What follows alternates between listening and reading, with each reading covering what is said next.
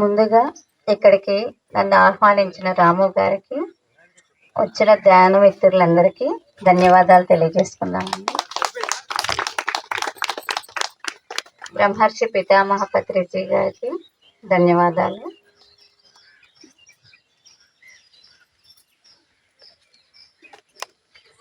నేను వచ్చేసి 2010లో ధ్యానంలోకి రావడం జరిగింది. ప్రస్తుతం క్లుప్తంగా నా గురించి వివరణ ఇస్తాను. 2010లో మేము మైలవరంలో ఉన్నాం, విజయవాడ దగ్గర.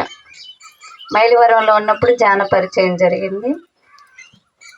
ధ్యాన పరిచయం అంటే అసలు ఫస్ట్ నేను పుస్తకాలు చదివే రోజుల్లోనే మనకి లలిత, హనుమాన్ చాలీసా ఇవన్నీ చదువుతున్నప్పుడే ధ్యానం గొప్పది అని నేను ఫీల్ అయ్యాను.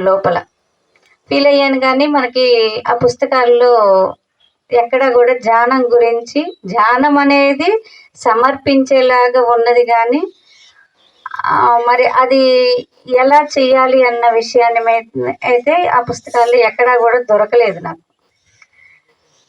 అలాంటి సమయంలో మైలవరంలో మహిళా మండలి సభ్యులు ధ్యానం నేర్చుకొని అక్కడ ఒక సెంటర్ని ఏర్పాటు చేసుకొని కేర్ సెంటర్ లాగా తయారు చేసి చేస్తున్నారు.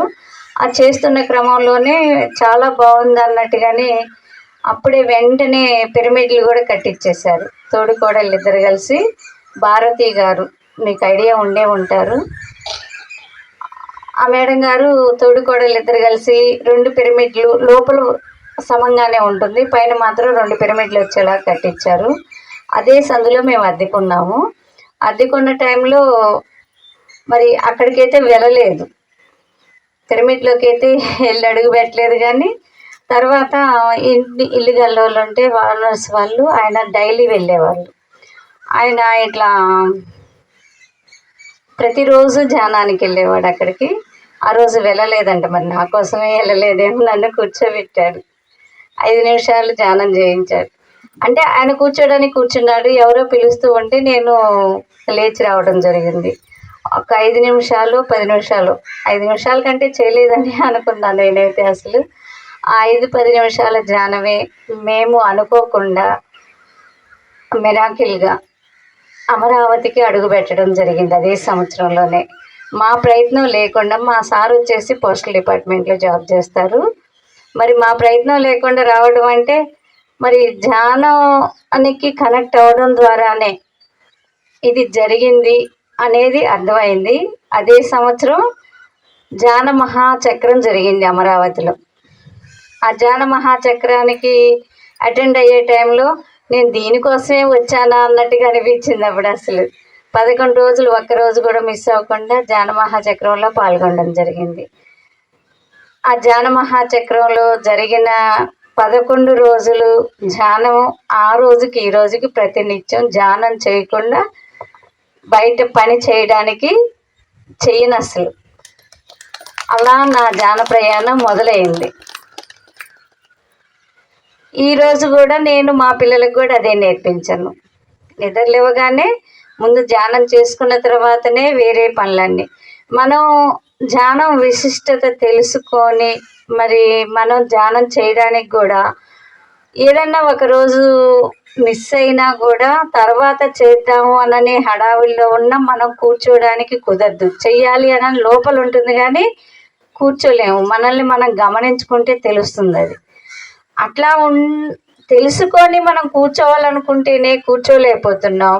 మరి మన పిల్లలకి మరి చేయడం అనేది దాని విశిష్టత తెలియని వాళ్ళకి ఎప్పుడంటే అప్పుడు వాళ్ళు కూర్చోగలుగుతారు అసలు. అందుకనే కంపల్సరీ ప్రతినిత్యం నువ్వు సాధన చేసుకున్న తర్వాతనే పనిలోకి వెళ్ళు. ఫస్ట్లో నేను మీ ఇష్టం రాని వదిలేసాను, ఇలా చేసుకోండి అమ్మా అన్నట్టుగా చెప్తూనే ఉన్నాను. కానీ వాళ్ళకి అప్పుడు అర్థం కాదు కదా వెంటనే.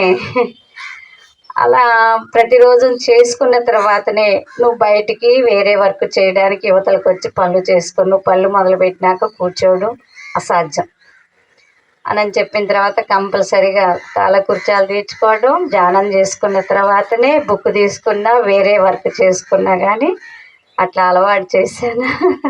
అంటే మన పిల్లలకి మనమే కదా గురువులం.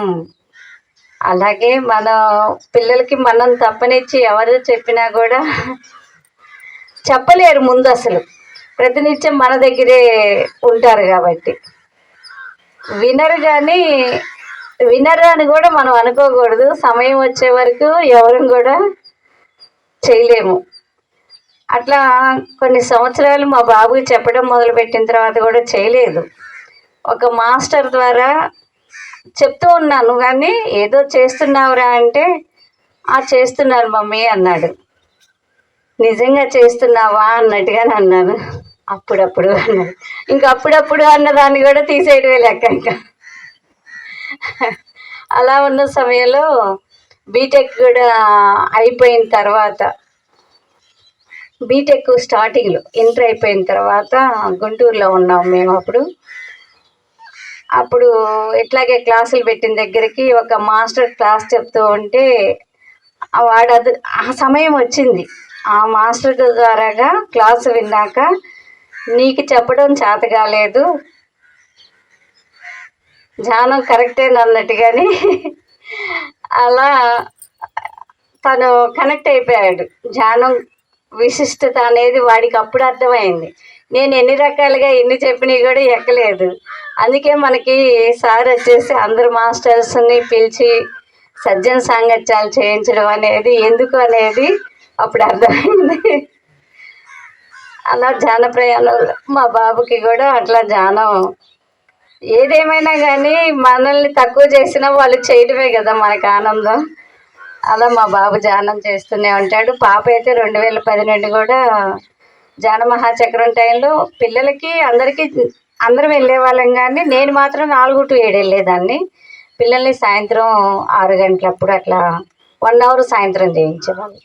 ఆ టైంలో తీసుకొని వెళ్ళేదాన్ని.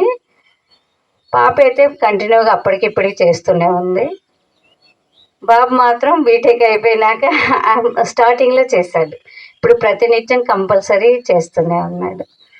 వాళ్ళకి ధన్యవాదాలు తెలియజేసుకుంటున్నానండి. అట్లా ఉన్న టైంలో నాకు ఫస్ట్ ధ్యాన మహాచక్రంలో కూర్చునేటప్పుడు మా ఇంట్లోకి షెల్టర్ ఇచ్చాను ఒక మాస్టర్స్కి. వాళ్ళు ఏం చెప్పారంటే, మనకి ఏ క్వశ్చన్స్ ఉన్నా సమాధానాలు దొరుకుతాయి. సామూహిక ధ్యానం లక్షలాది మందితో ధ్యానం చేస్తున్నప్పుడు మీకేమన్నా క్వశ్చన్ ఉంటే కూర్చోండి అమ్మ, అనుకొని కూర్చోండి అని చెప్పారు.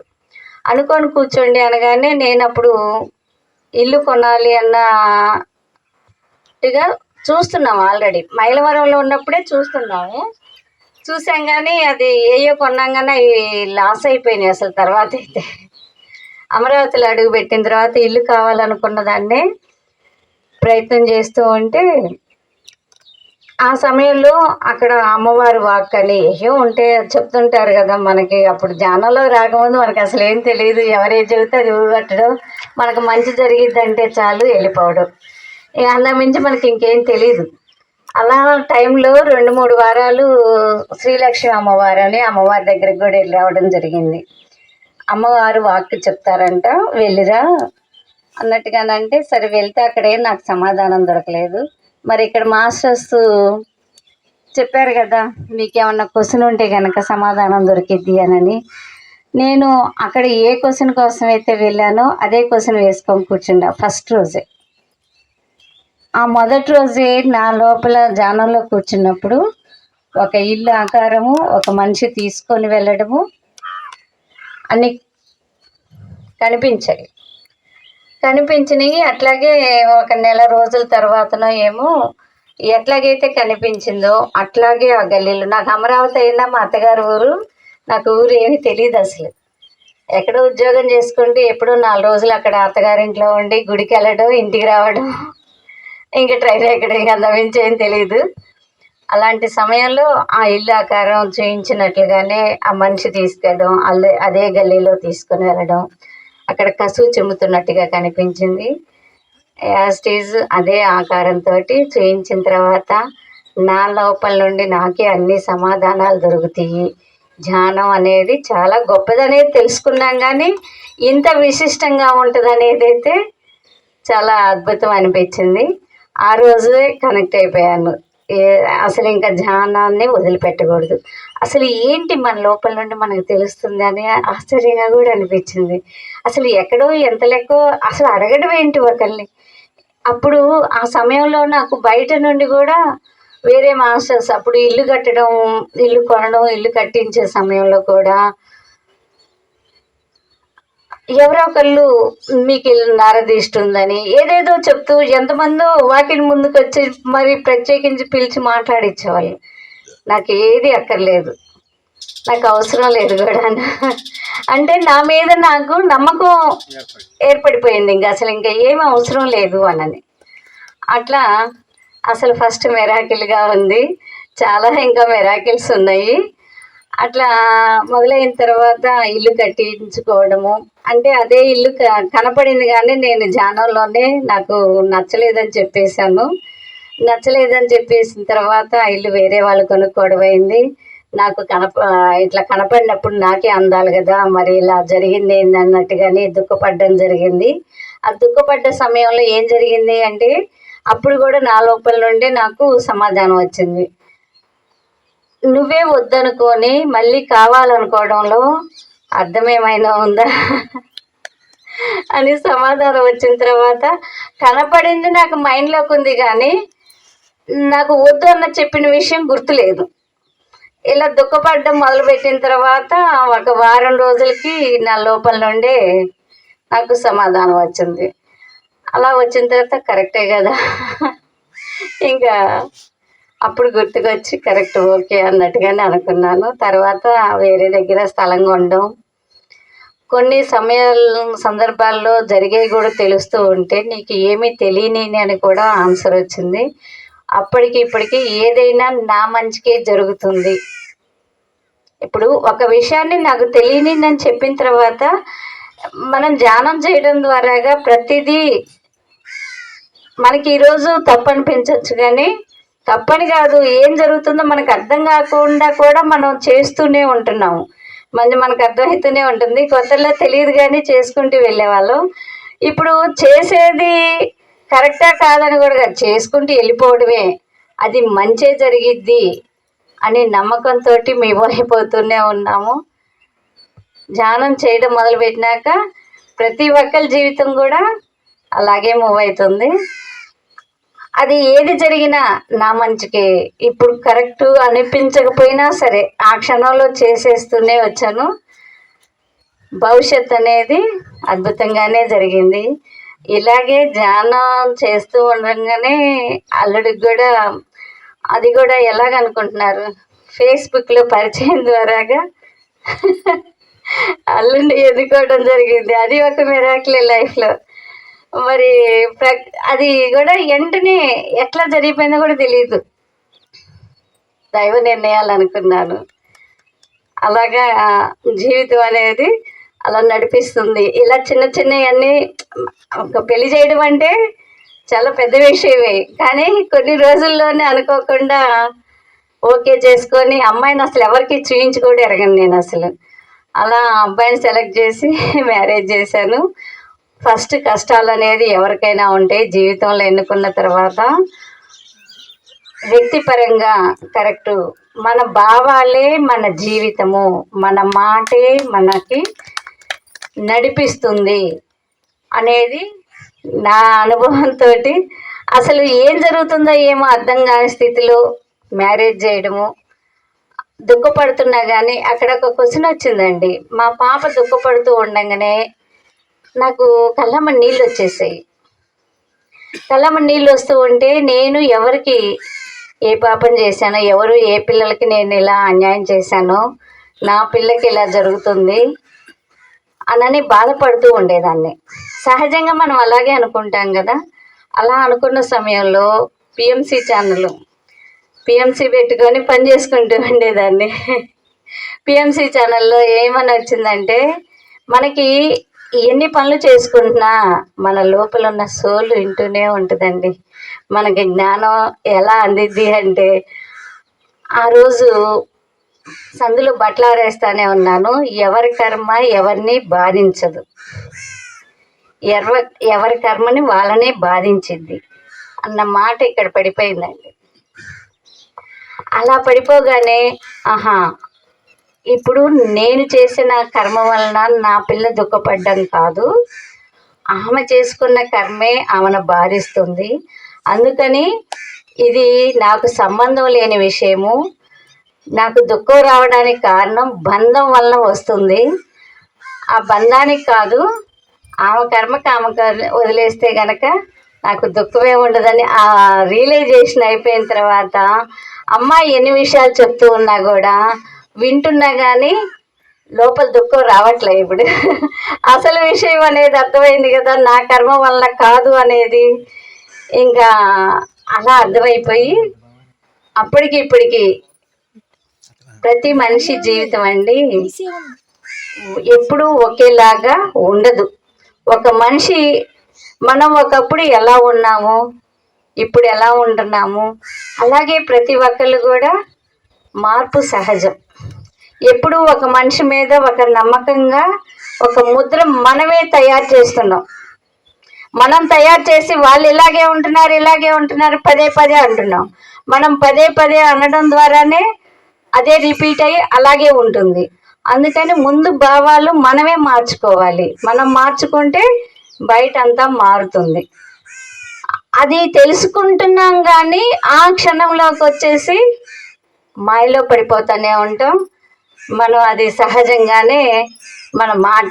అందుకే ఎరుకతో ఉండాలి అంటారు. ఆ ఎరుక ఎట్లా వస్తుంది అంటే మనం మాట్లాడే మాట మీద దృష్టి పెట్టి మాట్లాడితే అప్పుడు ఎవరేదన్నా మాట అనగానే ముందు మౌనంలో ఉండాలి. మాట్లాడేదాకా కూడా మనం ఆగం. ఒక మాట అనగానే మనం మాట అనేస్తాం వెంటనే. ఆ క్షణం ఓర్పుతోటి ఒక క్షణం ఆగితే అప్పుడు మార్పు అనేది జరుగుతుంది. మనం అనడం వల్ల అదే రిపీట్ అవుతుంది. మా అమ్మాయి జీవితంలో నేను తెలుసుకున్న విషయం అండి. వాళ్ళ ఆయన గారు వస్తుండగానే వచ్చాడంటే కోపగించుకుంటానే ఉంటాడు, అలా ఉంటాడు ఇలా ఉంటాడు, అలా ఉంటాడు ఇలా ఉంటాడు నువ్వు అనద్దు, నువ్వు అనకుండా ఉంటే కనుక నువ్వే క్రియేట్ చేస్తున్నావు అది అని చెప్పని అన్న తర్వాత మరి ఉన్నది అదే కదమ్మా అంటది. ఉన్నది అదే కానీ నువ్వు మార్చుకోవాలి, నీ మాటలోని నువ్వు మార్పు చేసుకుంటే అక్కడ మార్పు జరిగిద్ది అని చెప్పిన తర్వాత చాలా మార్పులు అయితే మా అమ్మాయి లైఫ్లో పెళ్ళైనప్పటికీ. ఫస్ట్ ప్రతి కుటుంబంలో కూడా అండి, మన ఇంట్లో ఒక కుటుంబం వాళ్ళమే ఒక మనస్తత్వంతో ఉండం. ఇప్పుడు ఇంకొక కుటుంబం ఇంకో 2 కుటుంబాల్లో నుండి 2 మనుషులు ఒక దగ్గర ఉండి జీవిస్తూ ఒకేసారి మనసుని అర్థం చేసుకోలేరు కదా. ఆ అర్థం చేసుకునే లేని క్రమంలో ఎన్నో దుఃఖాలు అనేది ఏర్పడతాయి. ఆ దుఃఖం వచ్చిన టైంలో కూడా మా అమ్మాయి చాలా సైలెన్స్లో ఒక ధ్యానం చేసే వ్యక్తి కాబట్టి ఆ ఇంట్లో నిలబడిందని కూడా నేను ఫీల్ అయ్యేదాన్ని. వాళ్ళు అంత దురుసుగా ఉంటారు, వాళ్ళు దురుసుగా ఉంటుంది మాట కూడాను. అసలు ఒక కష్టం అనేది ఒక తిట్టు కానీ ఎవరినన్న మాట అనడం కానీ నా కుటుంబంలో నా పిల్లలకి అసలు అలవాటే లేదు. అట్లాంటిది వినడం, తను దుఃఖపడడం జరుగుతుంది. ఎక్కడ వినడమే లేని మనిషికి తనకే స్వయంగా జరుగుతూ ఉంటే మరి ఏ స్థితిలో ఉంటుందో ఆలోచించండి. అలాంటి స్థితిలో కూడా మనం మాట్లాడితే ఇంకా 4 మాటలు పుడతాయి. మనం సైలెంట్గా ఉండిపోద్ది, ఇంకా అసలు ఏం మాట్లాడదు. ఆ సైలెంట్గా ఉండడం ద్వారానే ఏ క్షణం కా క్షణం మార్పును గమనించుకుంటుంది. వాళ్ళ ఆయన గారిలో ఇప్పుడు 6 సంవత్సరాలు అయింది. 6 సంవత్సరాల్లోకి చాలా చాలా మార్పులు. ఏ రోజుకి ఆ రోజు ఎక్కడికన్నా బయటికి వెళ్ళి వచ్చిన తర్వాత ఒక ఫ్యామిలీని కలిస్తే ప్రతి క్షణం తను ఎంత అవేర్నెస్గా ఉంటుందంటే ప్రతిరోజు సజ్జన సాంగత్యం జరిగింది మా అమ్మాయికి నాకు. అలాగే ఎక్కువ నా గురించి కంటే మా అమ్మాయి గురించి ఎక్కువ వస్తుంది. మరి ఇది ఎవరికి అవసరమో నాకు తెలియదు కానీ అట్లా అసలు మొన్ననే కార్తీక మాసంలో అన్నా చెల్లి పసంకాలు అన్నట్టు కలిసి వెళ్తే వాళ్ళ ఫ్యామిలీస్ కలిసినప్పుడు అయితేనేమో దుఃఖంతో వచ్చిన తర్వాత కూడా కోపతాపాలతో ఉంటుందంట ఇంట్లో వాళ్ళిద్దరికి. కాంబినేషన్ నడవడం, మాట మంచి. అదే మన ఇళ్ళ దగ్గర నుండి వెళ్ళినప్పుడైతేనేమో అసలు గొడవలు కాదు, కొత్త విషయాన్ని నేర్చుకున్న స్థితిగా ఆ అబ్బాయి ప్రవర్తన ఉంటుందంట. అంటే ఇది ఒక జానిగా తను ప్రతి క్షణం గమనిక చేయబట్టి తను మార్చుకోగలుగుతుంది. తను ఒక క్వశ్చన్ వేసింది ఏంటంటే, ప్రతిసారి తను మాటే గెలుస్తుంది, మరి అది ఎలా కరెక్ట్ అయింది? కాకపోయినా తందే గెలవడం ఎలాగా? అది కరెక్ట్ కాదు కదా ఏంటి అన్నట్టుగాని ఒకసారి క్వశ్చన్ వేస్తుంది. అంటే ఎప్పుడు సత్యం సత్యమే, ఏది కరెక్టో అది. ఈరోజు గెలిచిందని తను ఓ అన్నట్టుగా ఉండొచ్చు, కానీ నీ మాటకి విలువిచ్చే రోజు అవన్నీ ముందు ముందు ఉంటాయమ్మా. వాళ్ళు తెలుసుకున్న రోజు తెలుసుకుంటారు. అక్కడ ఏంటంటే అట్లా ప్రవర్తించినప్పుడు కూడా మనము దాన్ని యాక్సెప్ట్ చేసి దుఃఖపడకుండా ఉండాలంట. అప్పుడు దుఃఖపడకుండా ఉంటే అది కూడా ఎట్లా కనుకుంటున్నారు, తను ఏమన్నా అనగానే దమాలన దుఃఖపడతా ఉండి నువ్వెప్పుడు ఇట్లాగేనని మళ్ళీ ఇంకా 4 మాటలు అనేవాడు. అట్లా దుఃఖపడద్దు అన్న తర్వాత తను ఈజీగా తీసుకుంది ఆ పాయింట్. తను ఇంకా దుఃఖం అనేది లేదు. నువ్వు ఎన్నుకున్న మనిషివమ్మా, నువ్వు ఎన్నుకున్న మనిషివి కాబట్టి తను ఏమన్నా అంటున్నా కానీ నువ్వు నేర్చుకోవడం కోసం మనం వెంట తెచ్చుకుంటాం. భార్య భర్త అనేది ఒకరికొకరు ఎన్నుకునేది, ఒకరి దగ్గర ఒకరు నేర్చుకోవడానికి. ఇప్పుడు మనం ఎక్కడో నుండి ఇక్కడికి ఎందుకు వచ్చానంటే నా దగ్గర నుండి మీరు నేర్చుకోవడానికి, మీ ద్వారా నేను ఏదో నేర్చుకోవాలన్న సంకల్పం ఇక్కడిది కాదు. మనం అక్కడ ఎన్నుకొనే మనం ఇవన్నీ చేసుకుంటూ వస్తాం కాబట్టి ఎప్పుడు ఏ మాస్టర్ రమ్మన్నా కానీ నేను ఓకేనని ప్రకృతి చెప్పుకున్నాను. అలాగే దూరము దగ్గర అని కూడా అనుకోకుండా నేను వెళ్తూనే ఉంటున్నాను. అలా మన జీవితం అనేది ఎప్పుడు కూడా అసలు భూమి మీదకి ఎందుకు వస్తాం? అసలు కర్మ సిద్ధాంతం నేర్చుకోవడానికి వస్తామంట. కర్మ సిద్ధాంతం అంటే ఏంటి? అసలు మనం చేసే ప్రతి పని, మనం ఏ పని చేస్తామో ఆ పని మనకి తిరిగి జరుగుతుంది. మనం మంచి చేస్తే మంచి జరుగుతుంది, మనం చెడు చేస్తే చెడే జరుగుతుంది. మరి అలాంటి క్రమంలో ఇప్పుడు గతంలో చేసింది ప్రస్తుతం మనం అనుభవిస్తున్నాం, కానీ నేను కరెక్ట్గానే ఉన్నాను అని మళ్ళీ ఫీల్ అవుతాం. మనం జ్ఞానం తెలుసుకుంటున్నాం. ఏంటి? గతం తాలూకే ప్రస్తుత జీవితం. ప్రస్తుత జీవితం అది అనని తెలుసుకొని కూడా ఒకళ్ళు ఒక మాట అనగానే ఇప్పుడు ఈ మాట అన్నారే అని బాధపడుతున్నాము. ఆ బాధ ద్వారా మళ్ళీ దుఃఖాన్ని పెంచుకుంటున్నాము. దబాలన మాట అనడం ద్వారా మళ్ళీ కర్మ యాడ్ అవుతూనే వస్తుంది. అదే ఆ క్షణం ఓపికతోటి సైలెంట్గా ఉండి, గతం నేను అన్నానేమో అందుకే ఇప్పుడు అన్నారు, టేక్ ఇట్ ఈజీగా తీసుకుంటే కనుక మనకి కర్మ యాడ్ అవ్వదు, ఉన్నది తొలగిపోద్ది.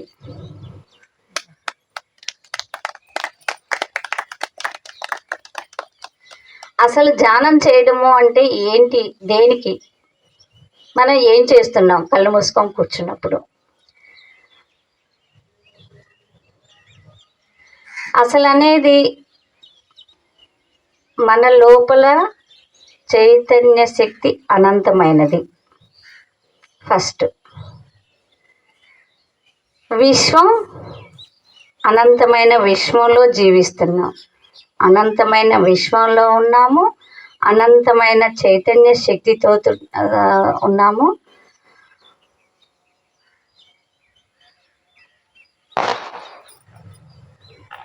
జీవితం మాత్రం కొద్దితోటే ఉంది. జ్ఞానము అనంతం, అనంతమైన జ్ఞానము ఉంది, అనంతమైన విశ్వంలో ఉన్నాము, అనంతమైన చైతన్యతోటి ఉన్నాము. మరి జీవితం వచ్చేసి ఏంటి? చిన్నది. మరి ఈ చిన్న జీవితంలో మనం అనంతమైనది తెలుసుకోవాలంటే మనం ఎలా జీవించాలి మరి అంతా తెలుసుకుంటున్నాం. మరి ప్రతి విషయాన్ని కూడా మనం అవగాహనలో చేసుకొని మన జీవితాన్ని ధన్యం చేసుకోవాలి. ఈ జీవితం దేనికి తీసుకున్నాము అంటే జ్ఞానం తెలుసుకోవడానికి. జ్ఞానము అంటే ఇప్పుడు ఈ ఆత్మజ్ఞానము. అసలు ఆత్మ ఎక్కడి నుండి వచ్చింది, ఏం చేయడానికి వచ్చింది, ఏం చేస్తున్నాము, మరి వచ్చింది తెలుసుకుంటున్నాము. ఒక పూర్ణాత్మ నుండి అంశాత్మ నుండి శరీరానికి వచ్చినాక జీవాత్మగా మనం అవేర్నెస్తో జీవించాలి అనేది ఒక జ్ఞానం. కనీసం మనం ఇది సాధనలోకి రాకముందు మనం ఆత్మ అన్న సంగతి కానీ ఎలాంటి విషయాలు అసలు కనీసం మనకి శ్వాసే ఉన్నది, శ్వాస వాల్యూ అని కానీ మనకు అసలు ఏమీ తెలియదు. అలాంటి స్థితిలోనే ఇన్ని సంవత్సరాలు పత్రిసారి మనకు పరిచయం చేసేదాకా కూడా మనకు తెలియదు. మరి అలాంటి గురువుకి ధన్యవాదాలు తెలియజేసుకున్నామండి. ఆ శ్వాస అనేది పట్టుకున్న తర్వాత మన లోపలికి అసలు అనంతమైన శక్తి అనేది మనకు ఎలా తెలుస్తుంది? మన లోపల ఉన్న మనం అన్నిట్లోనూ భగవద్గీతలోనూ ఎక్కడైనా కానీ మనం తెలుసుకుంటున్నాం భగవంతుడు అంతటా ఉన్నాడు, అన్నింట్లోనూ ఉన్నాడు, అంతా తానై ఉన్నాడనని భగవద్గీతలో కృష్ణ భగవానుడు తెలియచేశాడు. మన జ్ఞానంలో రాకముందు కూడా మనం విన్నవే, కానీ అది ఎట్లా ఏంటి అనేది మనకు తెలియదు. మన లోపల ఎలా ఉందని తెలియదు. మనలో ఒక చైతన్యంగా ఉండి అన్ని అసలు అంతా మన లోపల ఒక చైతన్యం ఉండడం ద్వారానే మన చెయ్యి కదలిక కానీ కాళ్ళు కదలిక కానీ ఏ పని చేయాలన్నా కానీ శరీరం మనకి తెలియకుండానే లోపల ఎంత యంత్రాంగం అణువు పరమాణువు అన్నీ కూడా ఎంత క్రియేటివిటీగా వర్క్ చేస్తున్నాయి. మన ప్రమేయం ఏమన్నా ఉందా? ఆహారం అరిగించడమైనా తీసుకోవడం ఒకటే మనం చేస్తున్నాం, కానీ లోపలికి వెళ్ళినాక ఎంత క్రియ జరుగుతుంది. మరి మన శరీరం ఎంత అద్భుతమైంది. అలాంటి అద్భుతమైన శరీరాన్ని మనం ఎలా వినియోగించుకోవాలి? అలా సరి అయిన విధంగా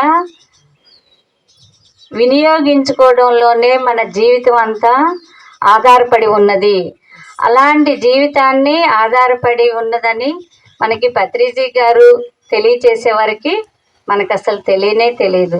అసలు మన పిఎస్ఎస్ఎంలో తప్పితే ఏ సంస్థలోకి వెళ్ళినా తన గురించి తెలుసుకునేలాగా చెప్పరు. ఒక మన సంస్థలో మాత్రమే మన గురించి మనం క్వశ్చన్ వేసుకోవడం, మన జీవన విధానం గురించి చెప్పుకోవడం. మనకి పత్రిసారి మరి ప్రతి సంస్థకి కూడా వెళ్ళమని చెప్పారు. ఎందుకు వెళ్ళమని చెప్పారు అంటే మన విలువ మనం అర్థం చేసుకోవడానికి, ఎక్కడ ఏం జరుగుతుంది మనకు అవగాహన చేసుకోవడం కోసం. మరి ఇట్లా చేస్తూ కూడా అవగాహన చేసుకోలేని వాళ్ళు కూడా తిరుగుతూనే ఉన్నారు. తిరగనియండి, అది వాళ్ళకి అవగాహన అర్థం కాక మనం కూర్చోగానే అందరం ఇప్పుడు ఒక్కొక్కళ్ళు 500 జన్మలు ఎత్తిన వాళ్ళు ఉంటారు. అవన్నీ మనకి అవగాహన లేదు. కానీ జ్ఞానం పత్రిసారి చెప్పారు కదా, ఎన్నో బహునాం జన్మనాం జ్ఞానమాం మాం ప్రపత్తతే అని. అట్లా మరి ఎన్నో జన్మలు తీసుకోగా మరి ఆ జ్ఞానం ఒక్కొక్కరికి ఒక్కో విధంగా జన్మను బట్టి ఆ జ్ఞానం అర్థం చేసుకునే స్థితి అనేది ఏర్పడి ఉంటుంది. అరే మరి జ్ఞానంలోకి వచ్చి కూడా కొంతమంది వేరే దగ్గరికి వెళ్తున్నారు, ఏం చేస్తున్నారు అర్థం కావట్లేదు. ఈ రోజు క్లాసులకు వస్తారు, రోజు ధ్యానం చేస్తారు, ఇలా ఉంటారు ఏంటి అని క్వశ్చన్ మరి మనకంటే బయట వాళ్ళ గురించి కూడా మన లోపల వస్తాయి. ఎందుకంటే అందరికీ మంచి చేయాలన్న భావన మన లోపల ఉంది కాబట్టి. ఆ భావనే ఇప్పుడు ఒకప్పుడు ఎలా ఉండేదంటే అనవసరమైన ఆలోచనలు ఉండేవి, కానీ ఇప్పుడు ఒక మనిషి గురించి ఆలోచించినా మన లోపల ఎలా ఉంటుంది అంటే ఆమెకు కూడా ఇంకా మంచి జరగాలి అన్న భావన నుండి అలా ఒకళ్ళ గురించి ఆలోచిస్తాం అనమాట. అలా ఆలోచించే క్రమంలో ఎందుకు అంటే వాళ్ళ జన్మని బట్టి వాళ్ళు తీసుకున్న జ్ఞానం అనేది అందరూ వింటాము. ఒక్కొక్కరికి ఒక్కో తీరుగా అర్థమవుతూ ఉంటుంది, ఒక్కొక్క తీరుగా చెప్తారు. అందుకే మనకి భగవద్గీత కూడా ఒక్కొక్క మాస్టర్ది బాగుంది, ఆయన రాశారు భగవద్గీతని. అంతరార్థాలు డిఫరెంట్గానే ఉంటాయి. ఒక రాసిన గురువు గారిది అయితే చాలా బాగుందని ఒకళ్ళు అంటారు, ఇంకొకరు రాసింది అది బాగుందని ఇంకొకళ్ళు అంటారు. అది ఏంటి అంటే అంతరార్థంలో ఆ జ్ఞానం వాళ్ళు రిసీవ్ చేసుకునే దాన్ని బట్టి వాళ్ళు అంతరార్థం రాస్తూ ఉంటారు. ఆ అంతరార్థాన్ని ఒక్కొక్క మాస్టర్కి వాళ్ళకి కనెక్ట్ అయ్యి వాళ్ళకు ఉండే జ్ఞానానికి వాళ్ళ జ్ఞానం కనెక్ట్ అయినప్పుడు అది కరెక్ట్ అని వాళ్ళు ఫీల్ అవుతూ ఉంటారు. అలా ఫీల్ అయ్యే క్రమంలోనే మన మాస్టర్స్ అందరూ కూడా రకరకాలుగా తిరగడం చేయడం చేస్తూ ఉంటారు. మరి మనం ధ్యానం చేస్తున్నాము, మనలో అద్భుతమైన చైతన్య శక్తి మన లోపల ఉందనుకుంటున్నాము, మరి బయట కూడా ఉందనుకుంటున్నాము. మరి బయట ఉన్నదానికి ఎలా కనెక్ట్ అవుతున్నాం? ప్రతి క్షణం కూడా ముందు మన జీవితంలో మనల్ని మనం మనల్ని మనం క్వశ్చన్ వేసుకోవడం ప్రతినిత్యం కూడా చెయ్యాలి. ఆ చేస్తూ మనం అసలు ఎరుకతో జీవించడం అంటుంటారు కదా, అసలు ఎరుక అంటే ఏంటి? ప్రతి క్షణం కూడా ఎరుక అంటే ఒక పని చేస్తున్నప్పుడు మనం ఆలోచన క్రమం ఎలాగుంది, మనం ఏం చేస్తున్నాం, మన మనసులో అనుకున్నదే చేస్తున్నామా, డిఫరెంట్గా చేస్తున్నామా? ఇప్పుడు మనం ఒక పని చేస్తూ కూడా ఒక ఆలోచన చేస్తాం. ఆలోచనని దీన్ని ఇవన్నీ గమనిస్తుంది ఎవరు? క్వశ్చన్. ఇప్పుడు ఒక పని చేస్తూ ఉన్నాము, ఒక మనసు అనేది ఒకే ఆలోచన చేసిద్ది అన్నట్టుగా అయితే విన్నాను. మరి ఆలోచన చేస్తూనే ఉంది, పని చేస్తూనే ఉన్నాము. ఈ రెండిటిని గమనిస్తుంది ఎవరు? గమనిస్తున్నారు? అదే ఎరుక స్థితి. అదే ఎరుక అంటే మనం ప్రతి చేసే పని గమనించేదే ఎరుక. ఆ ఎరుకని గమనిక చేసుకుంటూ నేను ఇది చేస్తున్నాను ఇలా అని గమనిక చేసుకుంటూ జీవించడమే అసలైనది.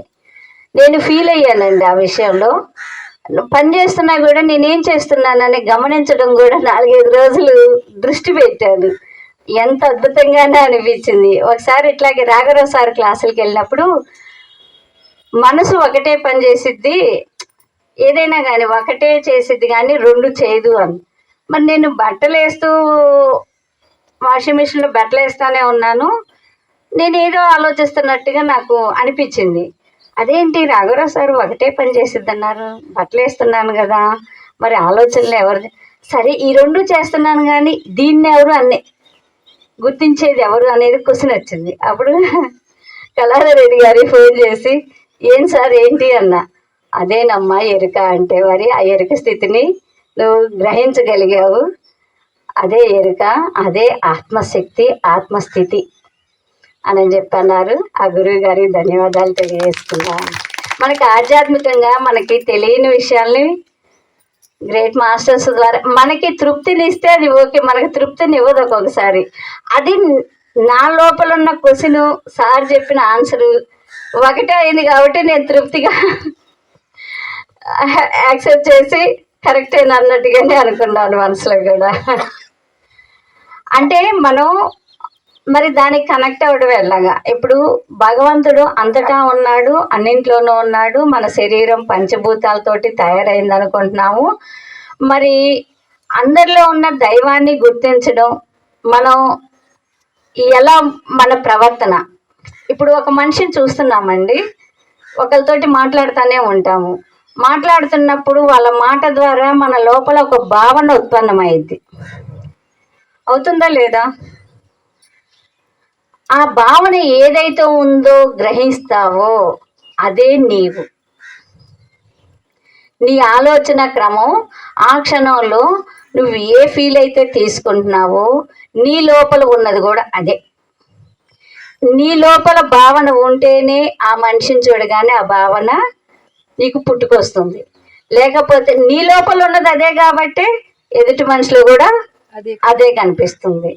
అందుకని అదే నీవన్నట్టుగాని నిన్ను నువ్వు గ్రహించుకొని నిన్ను నువ్వు మార్చుకోవాలి. ప్రతినిత్యం ప్రతి మనిషి ద్వారా మనం నేర్చుకునేది, గ్రహింపు చేసేది, మార్చుకోవాల్సింది ఏంటి అంటే, ఒక మనిషితోటి మాట్లాడుతున్నప్పుడు మంచైనా చెడైనా గ్రహించాలి.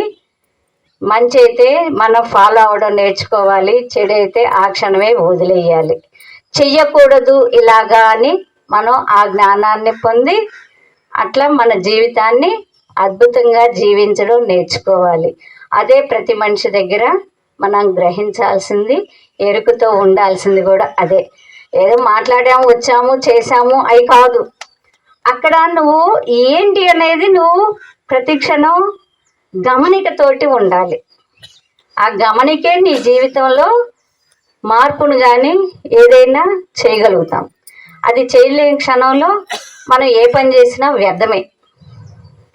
అందుకని ఒకప్పుడు అయితేనండి, ఇప్పుడు నేను జానల్లోకి వచ్చి 15 సంవత్సరాలు అయింది కదా, గుడికి వెళ్ళాలంటే వెళ్ళబుద్ధి అయ్యేది కాదు.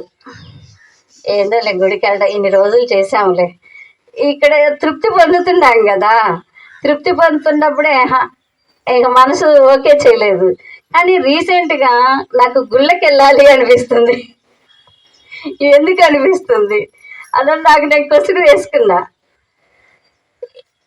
క్వశ్చన్ వేసుకున్నప్పుడు నాకేమనిపించిందంటే, ఒకసారి శివాలయంకి వెళ్ళాను.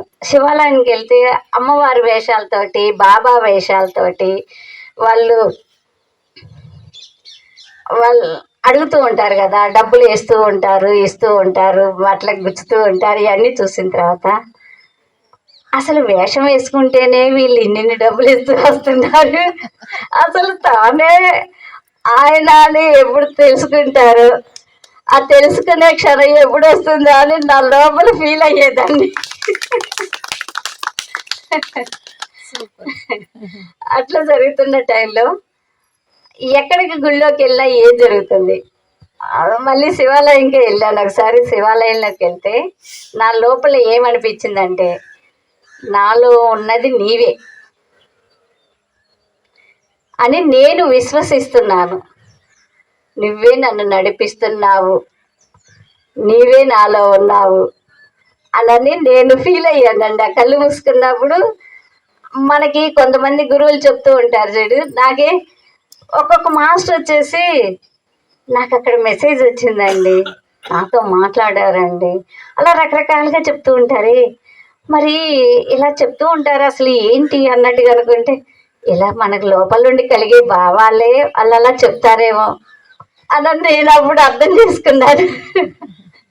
ఆ క్షణంలో నీలో ఉన్న చైతన్య శక్తి నాలో ఉన్నది ఒకటే, నువ్వే నాలో ఉన్నావు, నువ్వే నడిపిస్తున్నావు నన్ను అన్న భావన కలిగించిన ఆ శివుడికి ధన్యవాదాలు తెలియజేస్తున్నామండి. అలాగే ప్రతి క్షణంలో కూడా ప్రతి మనిషి దగ్గరైనా, ఒక జీవి దగ్గరైనా మన భావాలను వ్యక్తం చేయడం ద్వారా నీ అనంతమైన శక్తికి బయట ఉన్న శక్తి అనేది కనెక్ట్ అవ్వడం ద్వారా నీ ఆలోచన విధానం మారుతుంది. ఆ మార్పుని క్రమక్రమంగా మనం ఈ సజ్జన సాంగత్యాల ద్వారాగా ఇప్పుడు ఇలా జరిగింది, ఇలా ఉంది అని నేను ఎలా చెప్తున్నాను, అక్కడ నేను ఆ విషయాన్ని నేను క్వశ్చన్ వేసుకోవడం ద్వారాగా నా లోపల నుండి నాకు ఆన్సర్లు అనేది వస్తూ ఉన్నాయి. ఆ లోపల నుండి వచ్చే ఆన్సర్లు అద్భుతం, ఆనందం, అసలు మామూలుగా ఉండదు ఆనందం. అలా ఫీల్ అవుతూ ఉన్నాను. అసలు మనం నిత్యం దీపారాధన చేస్తున్నాం, మరి ఎన్నేళ్ళు మనం దీపం వెలిగిస్తూనే ఉన్నాం. అసలు మన జీవితంలో అసలు దీపారాధన, దీపాలు ఎందుకు వెలిగించుకుంటున్నాము ఎవరికన్నా తెలుసా? అసలు అనేది మనకి భగవంతుడు ఒకడు ఉన్నాడు అనే అవగాహన కోసం ఏ స్థితిలో వ్యక్తి అయినా సరే ఫస్ట్ మానవుడిగా పుట్టగానే ఏమీ తెలీదు. ఆ తెలియని స్థితిలో ఉండే వాళ్ళ కోసమే ఒక దైవం ఉంది, భగవంతుడు ఉన్నాడు అనే ఒక పూజా విధానం. ఫస్ట్లో చెట్లని పుట్లనే పూజించేవాళ్ళు. అసలు రాముడు విగ్రహం తయారు చేసి రాముడు అడవులకి వెళ్ళిపోతున్నాడని, రామా నిన్ను మేము ప్రతినిత్యం చూసుకున్నట్టుగా ఉండడం కోసం ఒక విగ్రహం తయారు చేసుకుంటాం అన్నట్టుగానే అక్కడ వాళ్ళు విగ్రహం తయారు చేశారు. ఫస్ట్ విగ్రహం అదే అన్నట్టుగా అర్థమైంది వాళ్ళు చెప్పిన మాటల్ని బట్టి నాకైతే. అప్పుడు విగ్రహం అనేది ఫస్ట్. అంతకుముందు విగ్రహాలు లేవు. చెట్టుకి పుట్టకి ఇలా పూజలు చేయడమే కానీ, లేదంటే హరినామ స్మరణతో తపస్సులు చేయడమే ఉంది కానీ డైరెక్ట్ దైవంతో కనెక్ట్ అవుతూ అసలు గుళ్ళు దీపారాధన అనేది అసలు లేనే లేదు. అలా లేని సమయంలో మనకి దీపారాధన ఒక దైవం అనేది అర్థం కావడం కోసమే మన నిత్య జీవితంలో ఒక దైవం ఉంది, నువ్వు మంచి చెల్లు కర్మ సిద్ధాంతం అనేది ఉంది కదా, నిన్ను గమనించేవాడు ఉన్నాడయ్యా, నువ్వు జాగ్రత్తగా ఉండమని మన అవేర్నెస్ కలిగించడం కోసమే పూజా విధానం మొదలైంది. అసలు అది మన జీవితంలో అవగాహన అనేది లేదు. అవగాహన ఉండబట్టే గుడికి వెళ్ళగానే సైలెన్స్ అంటారు కదా. మరి సైలెన్స్ అనేది అక్కడ ధ్యానానికి కూర్చున్నా మరి మనకి కూడా ధ్యానం బాగా కుదురుతుంది. ఎందుకంటే ఇక్కడ పాజిటివ్ వైబ్రేషన్స్ ఎవరిచ్చారు అంటే మనమే ఇచ్చాము. అక్కడికి వెళ్తే మనసు ప్రశాంతంగా కూడా ఉంటుంది. ఎందుకుంటుందంటే మనమే అక్కడ క్రియేట్ చేసాము. మన ఇళ్ళల్లోకి వచ్చేసి ఊరికే అరుస్తూ గీస్తూ అలా ఉంటాము. అసలు దీపారాధన అంటే మనకి ఏమేం కావాలి? దీపము, నూనె, ఒత్తి, అగ్ని. మరి మన శరీరమే ఒక ప్రమిద, మన మనసు అనేది నూనె, మనలో ఉన్న ఆత్మే ఒత్తి. దాన్ని వెలిగించడమే ధ్యానం. మన లోపలున్న దైవశక్తి, ఆత్మశక్తి అనేది ఒక ధ్యానం అనే అగ్ని ద్వారానే వెలగడం మొదలవుతుంది. మామూలుగా మనం బయట ఇప్పటి వరకు బాహ్య దీపాన్ని వెలిగించుకున్నాం, మన అంతర్దీపాన్ని వెలిగించుకొని అద్భుతంగా జీవిస్తున్నాం. ఇప్పుడు దీన్ని గురించి అవగాహన ఏర్పడిన తర్వాత అసలు దీపం పెట్టడం అనేది 2010లోనే నాకు ఆగిపోయింది. ధ్యానంలోకి వచ్చిన 3 నెలలకి పూజ చేస్తూ ఉంటే నువ్వు సమయాన్ని వృధా చేసుకుంటున్నా నా లోపల నుండి వస్తూనే ఉండేది చేసినంతసేపు కూడా. అలా రావడం మొదలుపెట్టినాక నేను పూజ ఆపేశాను. ఆ రోజుకి ఈ రోజుకి పూజ చేసి అరగను, ఇంట్లో దీపం పెట్టడం అనేది లేదు. కానీ ఇప్పుడు నా లోపల దీపం పెట్టాలని అనిపిస్తుంది. ఎందుకు అంటే బాహ్య దీపం అంతరార్థం తెలిసింది, అంతర్దీపం అంతరార్థం తెలిసింది. బాహ్య దీపం ఇంటికి వెలుగు, అంతరార్థ దీపం జీవితానికి వెలుగు. మరి మనం ఇప్పుడు జీవితం తీసుకున్నాము, శరీరాన్ని తీసుకుంటేనే కదా ఒక జీవితం ఏర్పడింది.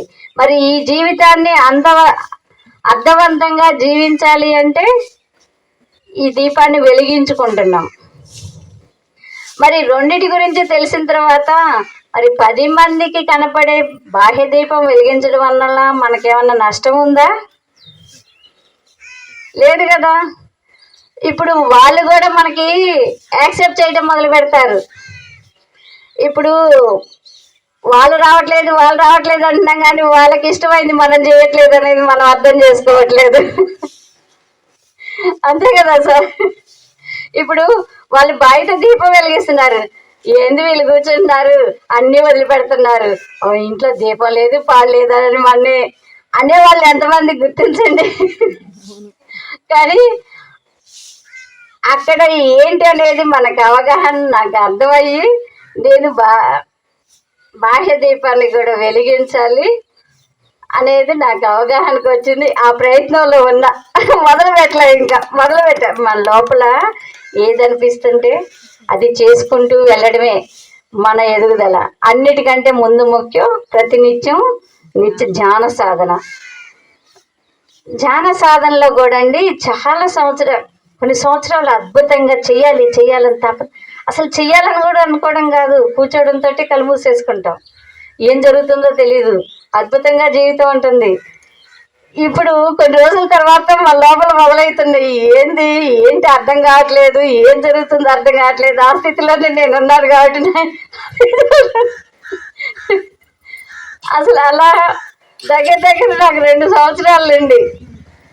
ఏం జరుగుతుందో అర్థం కావట్లేదు, ఏం చేస్తుందని అర్థం కావట్లేదు, ధ్యానం కుదురుతున్నట్టుగా అనిపించట్లేదు, ఏంటిది అనేది నేను అనుకునేదాన్ని.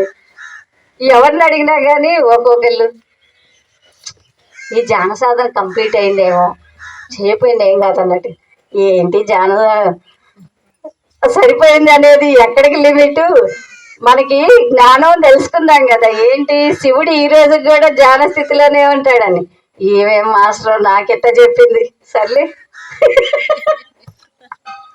మరి మనకు లోపల అసలు మన దగ్గరకు వచ్చిన మాస్టర్స్ని ఎవరైనా క్వశ్చన్ వేస్తాం, వెయ్యొద్దు అనుకొని లోపల అనుకున్నాం, కానీ ఆ క్షణంలో మాట్లాడిస్తూ మనసు తప్పని ఆగదు కదా. ఒక మేడం క్వశ్చన్ వేస్తే మీ ధ్యాన సాధన కంప్లీట్ అయిపోయిందేమో లేండి, అందుకని కుదరదు. ఇది ఎలా కరెక్ట్, ఇది కరెక్ట్ అయిన ఆన్సర్ కాదు. ఎలా అంటే ఇప్పుడు కూడా శివుడు ధ్యానంలో ఉంటాడంటారు, నాకు సరిపోయిందంటే అసలు నేను ఆన్సర్ తీసుకున్నాను. ఎవరే మాస్టర్ చెప్పినా నీ లోపల కూడా క్వశ్చన్ వేసుకోండి మళ్ళీ, అదే క్వశ్చన్ మనల్ని ముందుకు నడిపించింది కాబట్టి. మరి మన అని చెప్పింది అది గుడ్డిగా మనం పోకూడదు కదా, మరి కూర్చోవడం ఆపేద్దామా, కాదు కదా.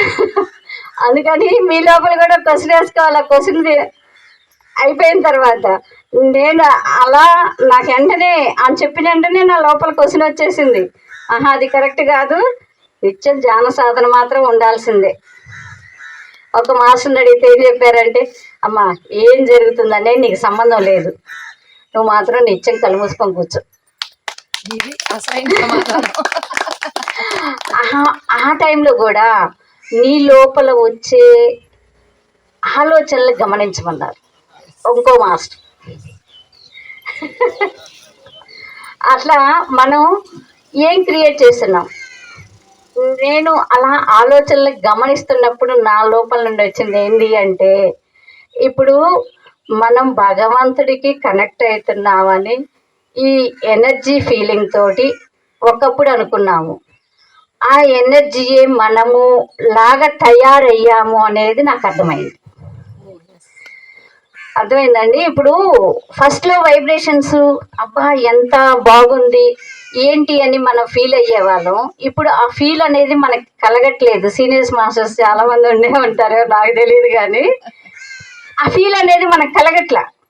ఎందుకు కలగట్లేదు అంటే, అప్పుడున్న స్థితికి మనకు వచ్చే స్థితి అనేది ఎక్కువగా ఉన్నప్పుడు దాన్ని మనం ఫీల్ కాగలిగాము.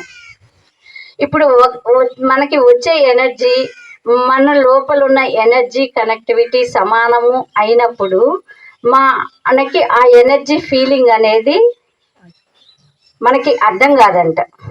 ఆ అర్థం కాని స్థితే మనం ధ్యానం చేయడం లేదేమో, అప్పట్లాగా ఇట్లా అనిపిస్తుంది, ఇట్లా లేదే అని మన లోపల మనకి క్వశ్చన్స్, తపన, నేనేమన్నా తగ్గిపోతున్నానేమో. అది కాదు, తగ్గిపోవటం కాదు. నువ్వు సాధన చేయడం కళ్ళు మూసుకోవడం మొదలుపెట్టిన తర్వాత పైకే కానీ దిగడం అనేది ఉండదు. ఆ దిగుతున్నామన్న మన భావనే మనల్ని దించుతుంది ముందు. అసలు ఆ దించకుండా ఉండే భావనలు మనం ఇలా సాంగత్యం ద్వారాగా మన అవగాహన చేసుకొని మన జీవితాలను ధన్యం చేసుకోవడానికి సజ్జన సాంగత్యాలు చేసుకోమని చెప్పిన పత్రిజీ గారికి ధన్యవాదాలు తెలియజేస్తున్నారు. మరి అంతే కదా, ఇప్పుడు ఒకళ్ళ ద్వారా ఒకళ్ళు, మరి మన జీవితంలో నా లోపల నా క్వశ్చన్స్ రావడం ద్వారా ఇప్పుడు ఎవరికి అవసరమైందో తెలియదు కదా, అలా వచ్చేస్తున్నాయి కదా.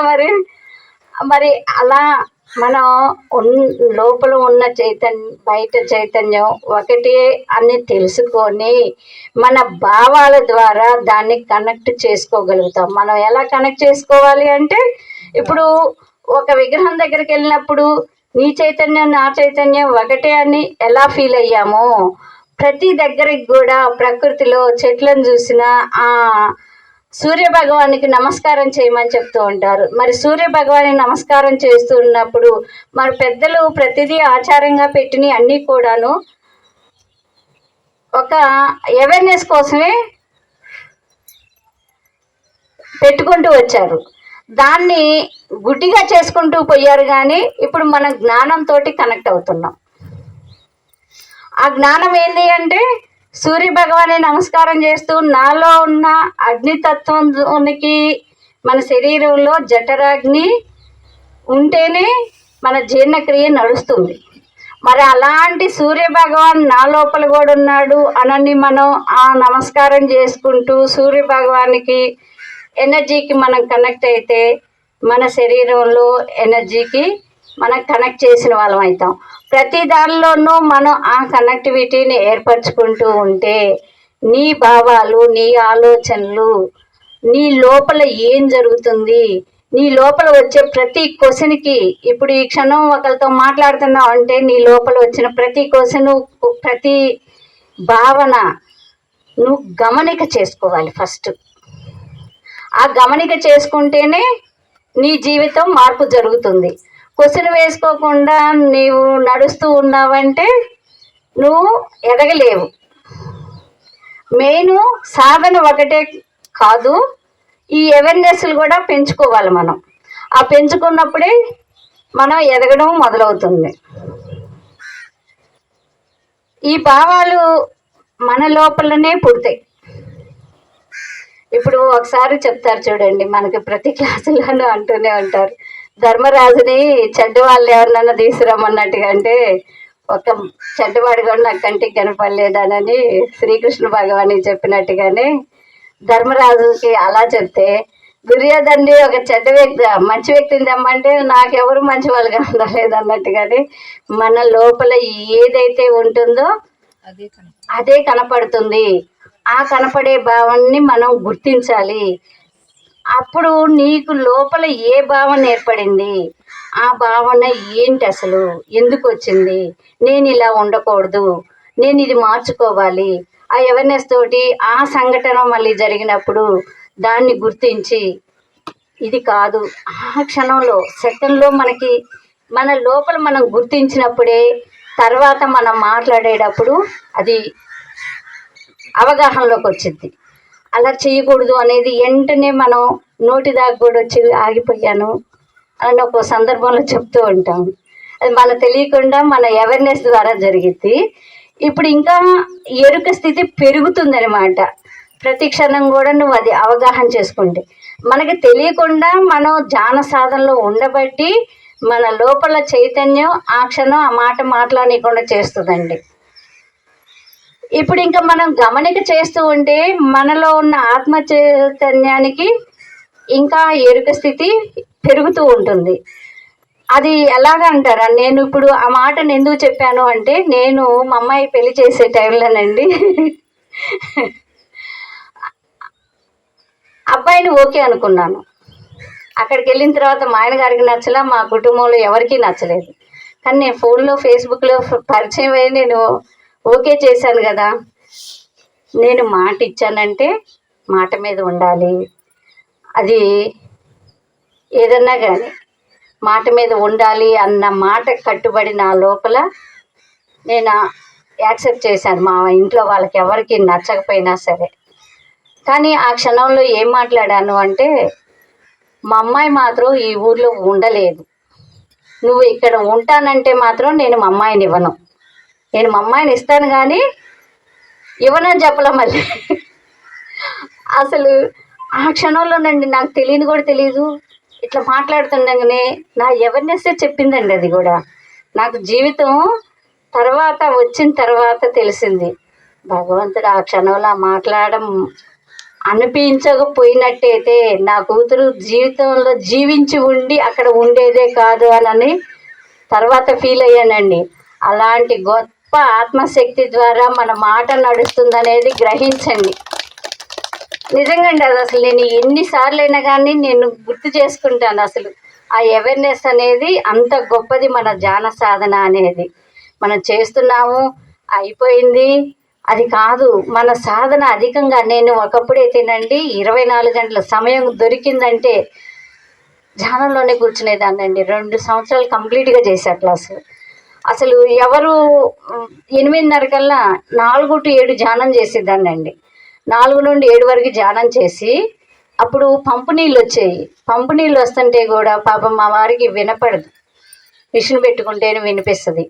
అలాంటి వ్యక్తి కూడా నాకు ఒక క్వశ్చన్ వేయకుండా మిషన్ పెట్టుకొని నీళ్లు శబ్దం రావడానికి బిందె పెట్టి ఆ బిందెకి శబ్దం రాగానే లేచి మోటర్ వేసి అంత హెల్ప్ చేశాడండి. మా వారికి ధన్యవాదాలు తెలియజేస్తున్నాను.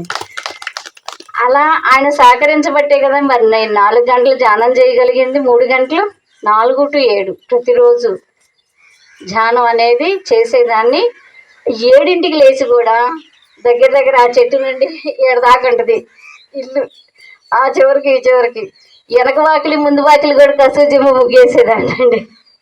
8:30 కల్లా నాకు అవన్నీ ఇప్పుడు ఆశ్చర్యం అనిపిస్తున్నాయి. చేసిన రోజు ఏం లేదు, అప్పుడు చేసుకుంటూ పోవడమే. మన అవేర్నెస్ అసలు కనెక్ట్ అవగానే ఎంత విజృంభించి మనకి ఆత్మశక్తి అనేది విలువని ఎంత గొప్పగా తెలియజేసిద్దనండి. అసలు మనకే తెలియదు కానీ తర్వాత మనం గుర్తిస్తాము. ఫస్ట్ తెలియకుండానే అంత నడిచిద్దండి మన శరీరంతో.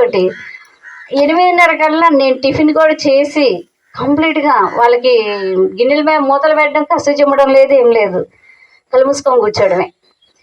వాళ్ళు 8:30 కల్లా మా వారి క్యారేజీ మా అబ్బాయి క్యారేజీ గట్టి పంపించేసేదాన్ని, కళ్ళు మూసుకొని కూర్చోలేదాన్ని. మళ్ళీ 1 గంటకు లేసేదాన్ని. 1 గంటకు లేచి అప్పుడు కసువు చిమ్మి స్నానం చేసి వచ్చి, స్నానం మీద కూడా దృష్టి ఉండేది కాదు. ఇంకా అసలు కళ్ళు మూసుకున్నానంటే మెలకు వచ్చిన కళ్ళు తెరవనిచ్చేవి కావు, చేతులు కూడా ఓపెన్ అయ్యేవి కావు. వితిన్ శ్వాస ఒకటి గమనిస్తానో లేదో, ఎటు వెళ్ళిపోయిద్దో తెలియదు. అలాంటి సాధన అసలు అద్భుతం అనిపించిందండి. 2 సంవత్సరాలు చేసిన తర్వాత ఇంకా పగలు చేయడం తక్కువైపోయింది. ఏదో ఒక వర్క్ చేస్తూ పిల్లల సంసార సాగరం ఉంది కదా మనకి. మరి ఆ 2 సంవత్సరాలు మాత్రం అద్భుతంగా నడిచింది. తర్వాత కూడా ప్రతిరోజు 4 to 7 మాత్రం ఆపలేదండి. ఇప్పుడు మాత్రం 1 గంటే చేస్తున్నాను. తర్వాత చాలా సంవత్సరాలు 4 to 7 కంపల్సరీ నడిచింది. అయితే అలా ధ్యాన సాధన చేస్తూ ఉన్నప్పుడు ఈ టైం కుదిరినప్పుడల్లా కళ్ళు మూసుకుంటూ కూర్చున్నాను కదా. మధ్యలో బాధ్యతలు తీరినాయి, అమ్మాయి పెళ్ళి అయిపోయింది, అన్నీ అయిపోయినాయి. నాకు అలాంటి ఫీలింగ్ అద్భుతంగా ధ్యానం చేయాలి అని చెప్పని ఎంత కూర్చున్నా ముందు అసలు కుదరట్లేదు. వెంటనే కళ్ళు తెరవాలనిపిస్తుంది.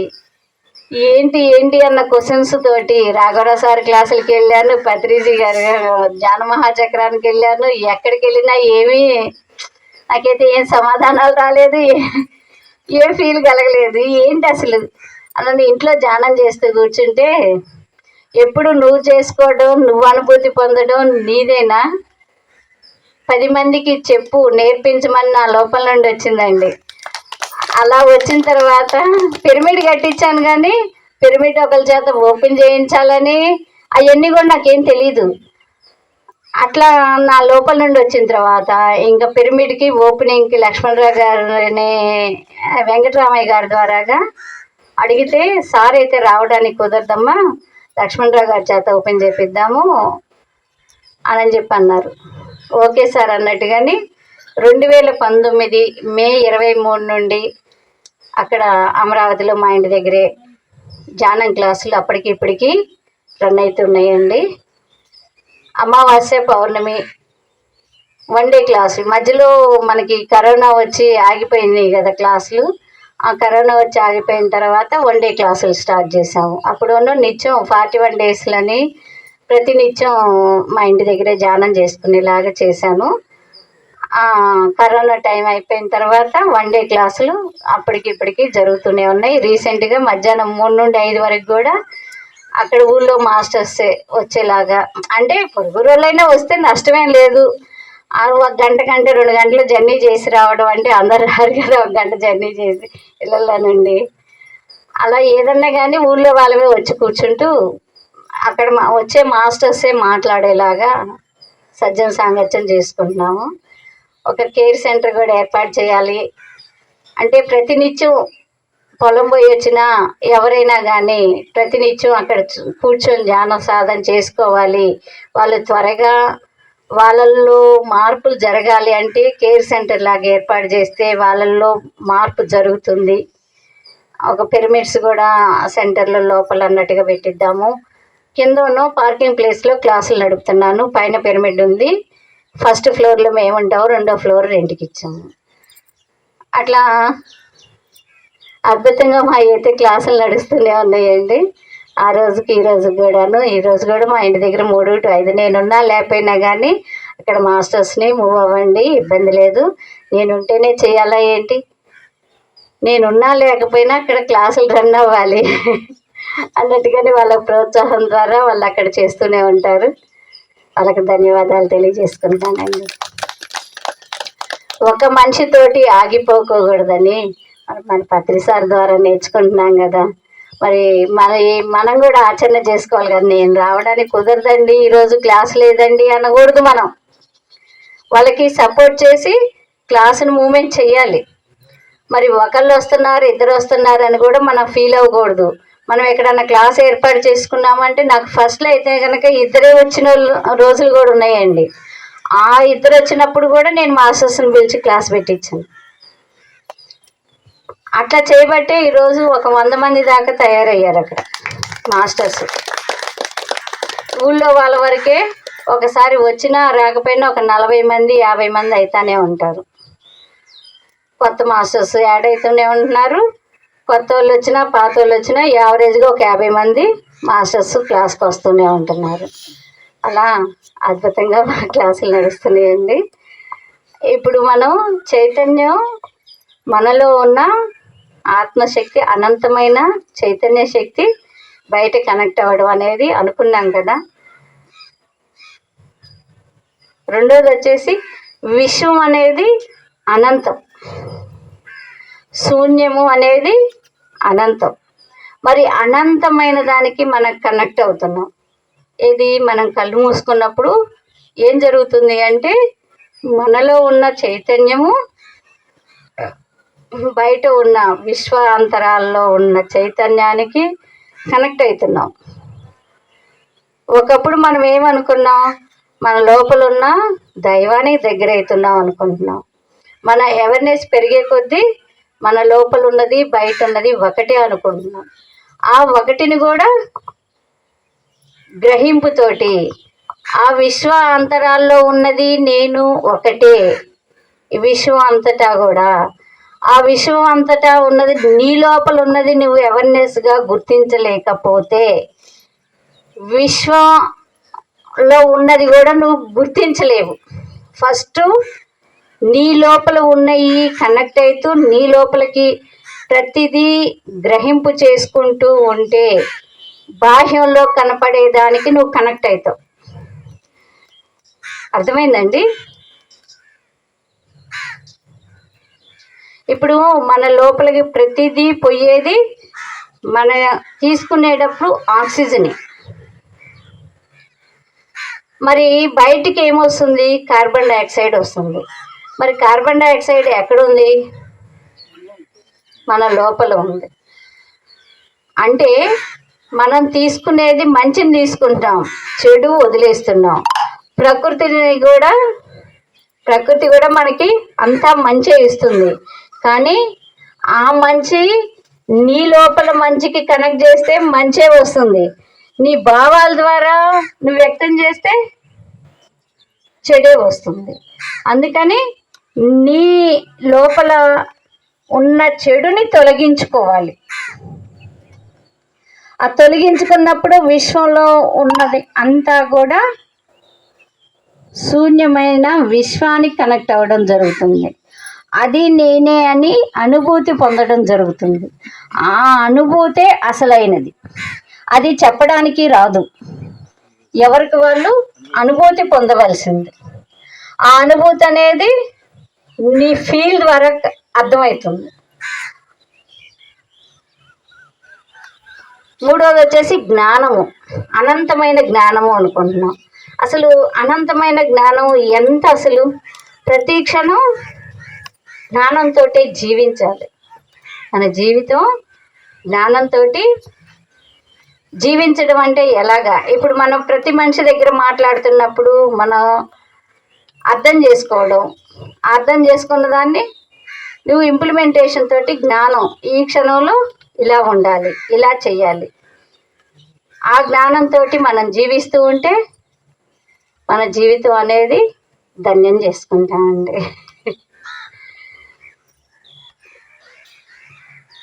ఓకేనా మేడం? ఇంకేమన్నా డౌట్లు ఏమన్నా ఉంటే అడగండి. ఆ డౌట్ ఒక క్వశ్చన్ వేయడం ద్వారా మన లోపల ఎన్నో పదాలు పుట్టుకొస్తాయండి. మనం నా లోపల జరిగేది చెప్తున్నాను. ఒక క్లాసు చెప్పాలి, ఇక్కడ ఫలానా సార్ పిలిచారు కదా చెప్దాము అనుకుంటాము, 100 రకాలుగా లోపల పుట్టుకొస్తూనే ఉంటుంది. ఆ పుట్టుకొచ్చింది ఒకటన్నా ఇక్కడ వచ్చిందంటే ఇక్కడ రాదు మళ్ళీ. అప్పుడు నేను అనుకునేదాన్ని, ఆ క్షణంలో ఇప్పుడు ఎంత వద్దు, నాకు అక్కడ మాస్టర్స్ చెప్పేటప్పుడు నాకు అక్కడ కావాల్సిన వాళ్ళకి నాకు ఇప్పుడే వద్దు అని నాకు నేను చెప్పుకునేదాన్ని. మరి అంత చేసి కూడా ఏముంది, నా దగ్గర ఉన్నది నా దగ్గరే ఉండదు కదా, ఎక్కడికి పోద్ది. కానీ ఇక్కడికి వచ్చినప్పుడు చెబితేనే కదా దానికి ఉపయోగం ఉండేది, అంతే కదా. అలాంటి ఎరుక, ఆ ప్రతి క్షణం నేను ఎరుకలో జీవిస్తున్నాను అనేదానికి మన లోపల కలిగే భావాలు, మనకు వచ్చే క్వశ్చన్స్, మనకి మనం చెప్పుకునే ఆన్సర్లు, దాన్ని ఇంప్లిమెంటేషన్. ఇప్పుడు ఇలా లోపల వచ్చింది, ఇక్కడ రావాలన్నట్టుగా అనుకున్నాను, ఇక్కడ మాట్లాడుతున్నాను అంటే ప్రతి మాట ఎవరికొకరికి అవసరమైందే వస్తుంది. మరి మన భావం అది లేకుండా రాసుకొని బట్టి చెప్పడం కరెక్ట్ అయిందా? కాదు. అసలు మన క్లాసుల్లోనే ఇట్లా లేకుండా చెప్పగలిగేది మన పిఎస్ఎస్ఏ మూమెంట్లోనే. ఇంకెక్కడ అలా జరగదు. పుస్తకాల్లో చూడడం, దానికి 100 రకాలుగా వాళ్ళకి తోచినట్టుగా చెప్తూ ఉంటారు, కానీ అంతరాల్లో నుండి రావు. మన మాస్టర్స్ ఎవరు చెప్పిన అయినా కానీ వాళ్ళ అనుభూతి, వాళ్ళ అంతరాల నుండి పట్టుకొచ్చి మాట్లాడతారు. ఆ మాట్లాడే విషయాల్లో కూడా ఒక్కొక్క మాస్టర్ ఇలా చెప్తున్నారు అంటే వాళ్ళ స్థితి అర్థమవుతూ ఉంటుంది. ఒక మాస్టర్ మాట్లాడుతున్నారు అంటే చాలా గ్రేట్, వీళ్ళకి ఇంత అనుభూతి పొందుతున్నాడా, ఇలా ఉంటుందా ఒక మాస్టర్ క్లాస్ అంటున్నప్పుడు నా లోపల అనిపిస్తూ ఉంటుంది. మనం కూడా మారుతామేమోలే, ధ్యానం చేస్తున్నాం కదా. అలా మనకి ప్రతి క్షణం ఆ స్థితిని మనం పొందుతూ ఉంటే మన జీవితం ఆనందం అద్భుతంగా లేకుండా ఏమవుతుంది? అద్భుతం, ఎప్పుడు ఆనందం కూడా ఇంకొకటి ఉందండి. ఇప్పుడు ఆనందం అనగానే గుర్తొచ్చింది, ఆనందం కూడా అనంతం. ఆనందం అనంతం ఎందుకు? ప్రతి క్షణం ఆ స్థితిలోనే అసలు జీవించాలి కాబట్టి. సత్యలోకం తర్వాతదే ఆనందలోకం. ఆ ఆనందం అనేది ప్రతి క్షణం ఎలా పొందుతాం? మనం జ్ఞానంతో జీవిస్తూ ఉంటే ఆనందంగా జీవిస్తాం. ఏంటంటే మాట్లాడినప్పుడు మాట మీద చేస, చేస్తున్నప్పుడు చేసే పని మీద చేస, మన లోపల కలిగే భావాల మీద చేస, ఏ క్షణం కూడా మనం అది అర్థం చేసుకుంటూ జీవితం నడుస్తూ ఉంటే కనుక ఆనందంగా ఇంకేమైనా ఉంటుందా మనకు? అసలు ఇంకోటి అంటూ ఏమీ లేదు. అసలు అంతా మంచిగా ఉంది. మన మనసులో మలినాలే మన జీవితాన్ని దుఃఖమయం చేస్తున్నాయి, కానీ దుఃఖం అనేది బయట ఎక్కడా లేదు. నీ లోపల పుట్టుకొచ్చేదే దుఃఖం. అసలైన దుఃఖం నీకు నువ్వు తెచ్చుకున్నదే. ఎవరన్నా తిట్టినా కూడా మనకు దుఃఖం వచ్చిందంటే నీ లోపల దుఃఖం ఉండబట్టి దుఃఖం వస్తుంది, లేకపోతే రాదు. అసలు తిడితే తిట్టాడు, వాడినోరైతే నాకేందని వెలకండి ఊరుకుంటా. నీ లోపల దుఃఖం లేకపోతే, నీ లోపల ఉంది కాబట్టి వాళ్ళు తిట్టగానే నీ లోపల దుఃఖం బయటకు వచ్చింది. అవునా కాదండి? ఇంకో విషయం ఏంటంటే మనం సహజంగా జీవిస్తూ అసహజంలోకి మనమే వెళ్ళి ఇప్పుడు ధ్యాన సాధన ద్వారా జ్ఞానంతో సహజ స్థితిలోకి వచ్చి అదే అద్భుతమైన జీవితం అని ఇప్పుడు ఆనందంగా జీవించడం మొదలు పెడుతున్నాం. సహజమైనది అంటే అక్కడ అర్థం చేసుకోవాల్సింది ఏంటంటే మనం పుట్టినప్పుడు ఏ స్థితిలో ఉన్నామండి? సహజ స్థితి, ఆనంద స్థితి. నిద్రపోతున్నా కూడా పిల్లలు నవ్వుతూ ఉంటారు, అది అసలైన స్థితి. అలాంటి సహజమైన స్థితిలో ఉండి 5 సంవత్సరాల వరకు కూడా కొట్టుకున్నా తిట్టుకున్నా పిల్లలు ఆ క్షణంలోనే కావలించుకొని ఎంత ఆనందంగా ఆడుకుంటూ పాడుకుంటూ ఎంత ఆహ్లాదంగా ఉంటారు. అలాంటి జీవితం కోసం ఇప్పుడు మన ప్రయత్నాలు చేస్తూ ఉన్నాం. అవునా కదండి? ఇప్పుడు సాధన ద్వారా మనం ఎలా ఉండాలి అని తెలుసుకుంటే మనం చిన్నప్పుడు ఉన్నది అదే కదా అని మన ఎరుక స్థితిలోకి వస్తే కనుక మనకు అర్థమవుతుంది. అసలు స్థితి ఏంటి అంటే చిన్నప్పుడు మనం ఉన్న స్థితే. మనసు అనే మాయతోటి సమాజం ద్వారా మనసుతోటి ఏర్పడి దుఃఖాల్లోకి వెళ్ళిపోయి ఇప్పుడు పత్రిజీ గారి పుణ్యమాన్ని మనం ధ్యాన సాధనలోకి వచ్చి అసలు ఆనందం అంటే ఏంటి, అసలు సహజమైన స్థితి అంటే ఏంటి, ఆ సహజ స్థితిలోకి రావాలంటే మనం ఎన్ని మార్చుకోవాలి, ఎలా ఉండాలి, మన జీవితం అంటే ఎలా జీవించాలి అనేది ఆ చిన్నపిల్ల స్థితిలోకి మనం వెళ్ళాము అంటే మన జీవితాలు ఆనంద జీవితమే, అద్భుతమైన జీవితమే. అలాంటి అద్భుత జీవితాన్ని జీవించడం కోసమే మన అందరం ప్రయత్నం చేస్తూ ఉన్నాము. ప్రయత్నం సఫలం కాదుక అవుతుంది అవుతుంది అవుతుంది అందరి జీవితాలు కూడా మనమే తెచ్చుకున్నాం అసహజంలోకి మన మనసుని. మన మనసు అనేది 10 మంది ఏది చెబుతుంటే అది ఊగొడుతూ అసలు మారిపోతుంది. ఆ మారిపోతున్నది కూడా మనమే. అయిపోయింది 40 సంవత్సరాల తర్వాత పత్రిజీ గారు చెప్పిన తర్వాత ధ్యాన సాధన చేస్తూ అసలు స్థితి అదే, అబ్బా ఎంత అద్భుతంగా ఉన్నారు అలాగా మనం ఎప్పుడైతామో అనుకుంటాం. కానీ అవ్వాలి అంటే ఎన్ని కడిగేసుకోవాలి, ఇప్పుడు వరకు పోగేసుకునే మన లోపల అవన్నీ కడిగేసుకుంటూ ఆ క్షణం ఆ పిల్లల్ని గుర్తు చేసుకుంటే చాలు మనం ఒక అవేర్నెస్ని పొందినట్టే. ఆ పొంది మనల్ని మనం మార్చుకుంటూ ఉంటే పిల్లల్లాగా మనము తయారవుతాం.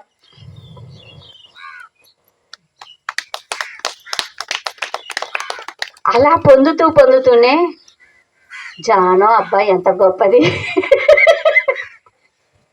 మనం అక్కడ చేస్తుంది ఏంటి, మనసు అనే మాయని తీసేస్తున్నాం, అదొక్కటే మనం చేస్తుంది. ఇప్పుడు మనం ధ్యానాన్ని ఎంత గొప్పగా చెప్పుకుంటున్నా మనం తీసేసింది ఒకటే, ఏమీ లేదు అక్కడ, వెయ్యిటి మీద ఏమీ లేదు. అసలు మనం మనసును ఒక దాన్ని పట్టుకొని దాన్ని తీసేసుకుంటూ వస్తే నువ్వు లెక్కే కాదు, ఏం చేస్తావు చేసుకోపా. ఒక రోజు అయితే నిద్ర కూడా పట్టదు. నిద్ర పట్ట నువ్వు ఆలోచించుకుంటే నా శరీరం నిద్ర పడుకునే రోజులు కూడా మొదలైంది నాకు. అయితేనండి ఇప్పుడు ధ్యానానికి కూర్చున్నా ధ్యానం కుదరలేదు అన్నాను చూడండి. ఆ టైంలో నేను నా లోపల మన ధ్యానానికి కరెక్ట్ అవుతున్నాం అనుకుంటున్నాము. మన లోపల ధ్యానం చేసేటప్పుడు మన లోపల నుండి ఉద్భవించే భావాలన్నీ కూడా మనం ప్రకృతిలోకి వదిలేస్తున్నాం. మనం సరి అయిన ఆలోచనలు చేస్తున్నామా, సరికాని ఆలోచనలు చేస్తున్నామా, అదొకటి గమనించాలి. అది గమనించేసి సరికాని ఆలోచనలు మన లోపలికి రావద్దు అని ఒక అవేర్నెస్ని కలిగించుకోవాలి. సరి అయిన ఆలోచనలని నేను ప్రకృతికి వదిలేస్తున్నాను. అది జరగడం కోసం, విశ్వ కళ్యాణం కోసమే మన ఆలోచనలు ఉంటాయి. గమనించండి, కావాలంటే కుదరకుండా ఆలోచనలతోటి ఉన్న వాటిని కూడా ఆలోచనలు గమనించమంటే నీ ఎరుక స్థితికి వస్తున్నావు. ధ్యానం కళ్ళు మూసుకొని కూర్చోవడం అనేది ఒక అద్భుతమైన స్థితిలో కూడా, ఆ స్థితిలో కూడా ఎన్నో స్థితుల్ని మనం అర్థం చేసుకోవడం అనేది జరుగుతుంది. అవి చెయ్యంగా మన ఆలోచన చెయ్యంగా మన లోపల క్వశ్చన్లు రాగా మన లోపల నుండే సమాధానాలు కూడా వస్తూ ఉంటాయి. ఒకసారి ఒక మాస్టర్ అన్నారు, నీ పక్కనే ఈరోజు పరమాత్మ ఉంటాడు చూడండి అని. అదేంటి, నేను రోజు మాట్లాడేది పరమాత్మతోటే కదా అని ఫీల్ అయ్యాను.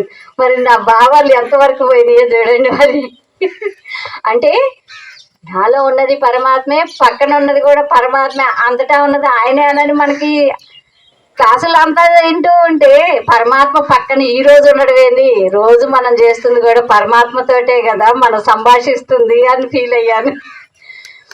అలా ఉండాల భావన. ఇప్పుడు ఆ మాట ఆయన చెప్పగానే పక్కన ఉన్న వాళ్ళందరూ పరమాత్మే అనుకున్నాను. తర్వాత నేను ధ్యానం చేస్తూ ఉన్నప్పుడు ఈ ఆలోచనలు గమనించమన్నాను చూడండి. తర్వాత స్టెప్ ఇది వచ్చింది నాకు. ఫస్ట్ ప్రకృతికి వదిలేస్తున్నాను అనుకున్నాను, నేను పరమాత్మకి చెప్తున్నాను పరమాత్మ. అప్పుడు ఏమైంది, నీ పరమాత్మ స్థితికి ఎదగడానికి నేను రెడీ అవుతున్నాను అని, నాకు అవేర్నెస్తో ఉన్నాను అని, నేను జీవించగలుగుతున్నాను అని నన్ను నేను ఎరుగుపరుచుకున్నాను. అంతే కదండి. మరి మన లోపల వచ్చే భావాలు మెయిన్, ఏ భావం వస్తుంది, ఎలా ఉంటున్నాను. ఒకప్పుడు కలిగిన భావన నాలో ఉన్న చైతన్యానికి, నాలో ఉన్న దైవానికి దగ్గర అవుతున్నాను ధ్యానం చేస్తే అని ఫీల్ అయ్యాను. తర్వాత ఏమనుకున్నాను, నాలో ఉన్నది బయట ఉన్నది ఎక్కడికి వెళ్ళినా ఆయన నేను ఒకటే అన్న ఫీలింగ్లో ఉన్నానని చెప్పాను. ఇప్పుడు కళ్ళు మూసుకుంటే నీ భావాలు ఏమొస్తున్నాయి, నీ భావాలను గమనించుకోవాలి కదా. మరి ఏ భావం కలుగుతుంది, ఆ భావాలే నీవు అనుకుంటున్నావు కదా. మరి ఆ భావాలకి నువ్వు ఎలా పట్టుకోగలుగుతున్నావు. ఆ భావాల్లో కూడా ప్రకృతి అనుకున్నాను, ప్రకృతే పరమాత్మ అనుకుంటున్నాం కదా. ఆ ప్రకృతి కూడా పరమాత్మే అంతటా ఉన్నాడు, అన్నిటినీ నడిపిస్తున్నాడు అన్న దానికి నేను కనెక్ట్ అవుతున్నాను అనేది నా అనుభవ జ్ఞానంతో చెప్తున్నాను.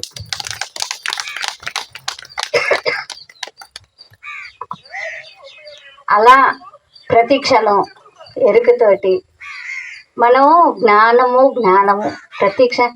ఒక్కొక్క మాస్టర్ వచ్చేసి నాకు ఆత్మజ్ఞానమే చెప్పాలండి, ఆత్మజ్ఞానం చెప్పే మాస్టర్సే కావాలండి అని కొంతమంది మాస్టర్స్ దగ్గర నుండి మనకి విన్నాను. ఏంటి అసలు ఆత్మజ్ఞానం అంటే ఏంటండి, అసలు అది ఎక్కడుంది, మన లోపలే ఉంది అన్నా కదా. మన లోపల ఉన్న దాన్ని మనకి ఎరుక చేసుకొని మనం మార్పు చేసుకొని నువ్వు ఎన్ని తెలుసుకుంటే నీకు ప్రయోజనం ఏంటి, ఎస్ ఆర్ నో, అవునా కదా. నీలో ఉన్న పరమాత్మ అనేది భగవంతుడు ఉన్నాడని తెలుసుకొని ఎంతమంది మాస్టర్స్ చెప్పిన జ్ఞానం విన్నా నీ ప్రవర్తనలో నువ్వు మార్పు చేసుకొని నిన్ను నువ్వు గ్రహించలేకపోతే ఫలితం ఏమైనా ఉన్నదా, లేదు కదా. ఇలాంటి అవేర్నెస్ని పెంచుకొని జీవించాలి. మరి ఆత్మజ్ఞానం ఏంటి, నాకు అక్కడ వచ్చిన క్వశ్చన్, అక్కడికి ఒక దగ్గరికి వెళ్ళాం, ఎవరొకరు పక్కన వాళ్ళు పక్క ఊర్లో ఎవరొకరు నాకు ఫోన్ చేస్తారు, మాస్టర్స్ ఎవరైనా ఉంటే చూడండి అని. ఒక మాస్టర్ వచ్చేసి, బాగా ఆత్మజ్ఞానం చెప్పే మాస్టర్ని చూడండి మేడం. ఏంటి ఆ క్వశ్చన్, అది అసలు నాకు నవ్వొచ్చేది. ఎక్కడుంది, ఏం తెలుసుకోవాలి ఏంటనేది అవగాహన రాకపోతే ఇలాగే ఉంటుంది. అసలు ఎరుక స్థితిలోకి మనం జీవించడంలోనే మనం పొందే జ్ఞానం ముందు ఎంతమంది మాస్టర్స్ చెప్పిన జ్ఞానం అయినా కూడా మనకి ఏముందబ్బా. ఆయన చెప్పాడు, అది నాకు అర్థం, నాకు ఎరుకలోకే ఉందిగా ఇంకెందుకు అన్నట్టుగా ఉంటుందా లేదా? ఒక్కొక్క స్థితిలో జ్ఞానం కూడా ఎలా ఉంటుందంటేనండి, ఫస్ట్ నేను ధ్యాన సాధన చేసేటప్పుడు, ఇప్పుడు 15 సంవత్సరాల అనుభవంలో ఇది చెప్తున్నాను. ఏంటంటే ధ్యానం చేస్తున్నాం, ఆరోగ్యంగా ఆనందంగా దేన్నైనా జీర్ణించే శక్తి ఉంటుంది అనుకున్నాను. నా లోపల భావాలు అప్పుడు అవేర్నెస్గానే ఉన్నాను. మన మనసు ఆలోచనలు తగ్గే కొద్దీ నీ మనస్థితి కూడా ఆత్మస్థితిగా, పరమాత్మ స్థితిగా నీ మనసు కూడా మారిపోతుంది అనమాట.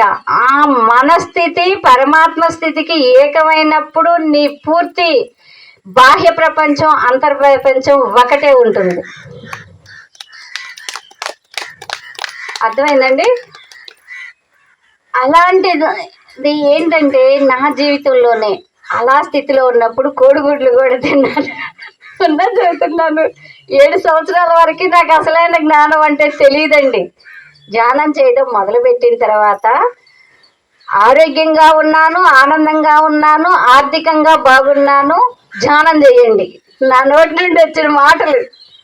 ధ్యానం చేయమని చెప్పడం అనేది కామను, కానీ ఆరోగ్యం, ఆనందం, ఆర్థిక స్థితిలో అవన్నీ దేనికి సంబంధించినవి అండి? భౌతిక శరీరం. 7 సంవత్సరాల ఆ భావాలతోటే 10 మందికి ధ్యానం చెప్తూ ఉన్నారు. తర్వాత క్లాసులు బిగిన్ చేసిన తర్వాత నేను తెలుసుకున్న జ్ఞానం ఏంటంటే, ఆత్మ జ్ఞానమే అసలు తెలుసుకోవడం కోసం ఈ ధ్యానము అనేది అర్థం చేసుకున్నానండి. అది కూడా ఎలా అంటే, నేను 41 days ఫస్ట్ క్లాసులు బిగిన్ చేసిన కొత్తల్లోనే, అప్పుడు మా అల్లుడి గారు ఇంట్లోనే ఉన్నారు.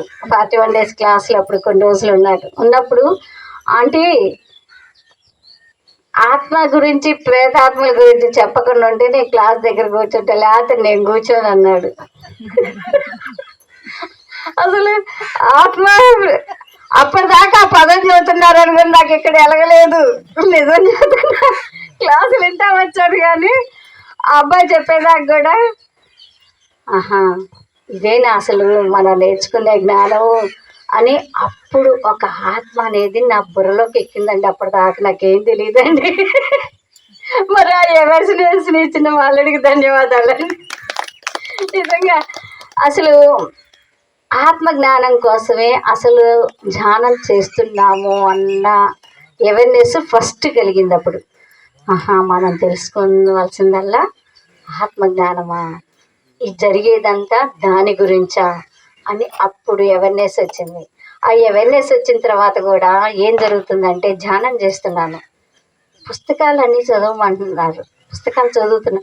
పుస్తకాలు ఎన్ని చదివినా కానీ దానిలో ధ్యానమే చేయమని చెప్తారు కదా, ఇంకా పుస్తకాలు చదవడం దేనికి అని చదవలేదండి. పుస్తకాలు చదవకుండా ఊరుకున్న తర్వాత కొన్ని రోజులు మన సాధన ఉన్న తర్వాత మన మార్పులనండి నేను చెప్పేది. మన మార్పుల్ని మనం గ్రహించడం అంటే ఇదిగో ఇలా గ్రహించి మనం చెప్పగలుగుతాం, మన ఎరుకలో ఉంటే. ఏది కూడా ఎరుక స్థితిలో జీవిస్తున్నాననే ఇప్పుడు మీకు అవగాహనకి తేవడం. అది అప్పుడు పుస్తకాల్లో చదువుతూ ఉంటాం, చెప్తూనే ఉంటారు, చివరికి ధ్యానం చేయమని చెప్తారు. ఆ ధ్యానమే నేను చేస్తున్నప్పుడు పుస్తకాలు చదవడం అవసరం లేదులే అని పుస్తకాలు చదవలేదు.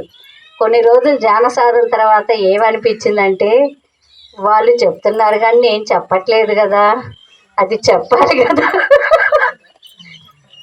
అది చెప్పాలి అంటే పుస్తకాలు చదవాలి కదా. అప్పుడు వెలిగింది బల్బు. ఆ వెలిగిన తర్వాత పుస్తకాలు చదవాలని పట్టుకుంటే ఒక పేపర్ చదివితే చాలు నిద్రపోవడం.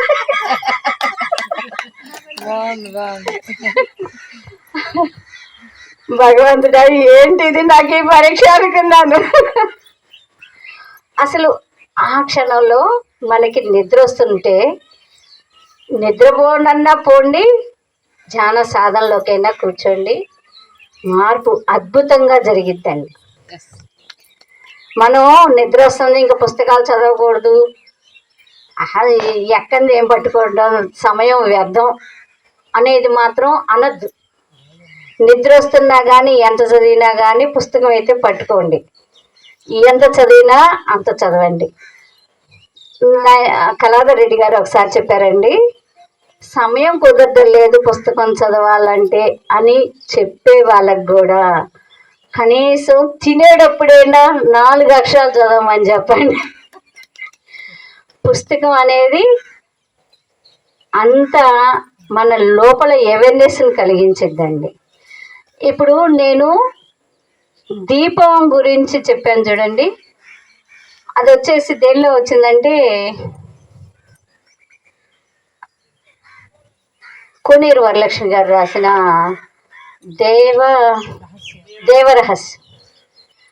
దేవరహస్యాలు బుక్లో నుండి ఆ మేడం చెప్పిన వాటిల్లోకి ఆ దీపం గురించి అంత చెప్పిన దానికి నా లోపల జ్ఞానం ఎంత ఉదయించిందంటే, కోటి దీపాలు వెలిగిస్తున్నాము అంటే కోటి దేవతలు ఉన్నారు అన్నారు. ఆ కోటి దేవతలకి మనం దీపాలు వెలిగిస్తున్నామన్న భావాలు నా లోపల ఉత్పన్నమైనయండి.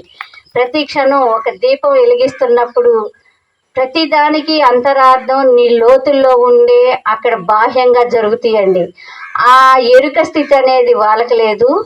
మనకి ఎరుక స్థితిలో మన భావాలతోటి మనం అర్థం చేసుకోగలిగే స్థితిలో మన ధ్యాన సాధన అనేది అంత అవేర్నెస్ని ఇస్తుందండి. 1,00,000 ఒత్తులు అంటారు, 1,00,000 ఒత్తులు అంటారు, అసలు దీపోత్సవాలు అంటారు. ఏంటి దీపోత్సవాలు? ఆ దీపోత్సవం ద్వారాగా వాళ్ళు ఆనందంగా జీవించాలని శరణాగతి కోరుతున్నారు. అక్కడ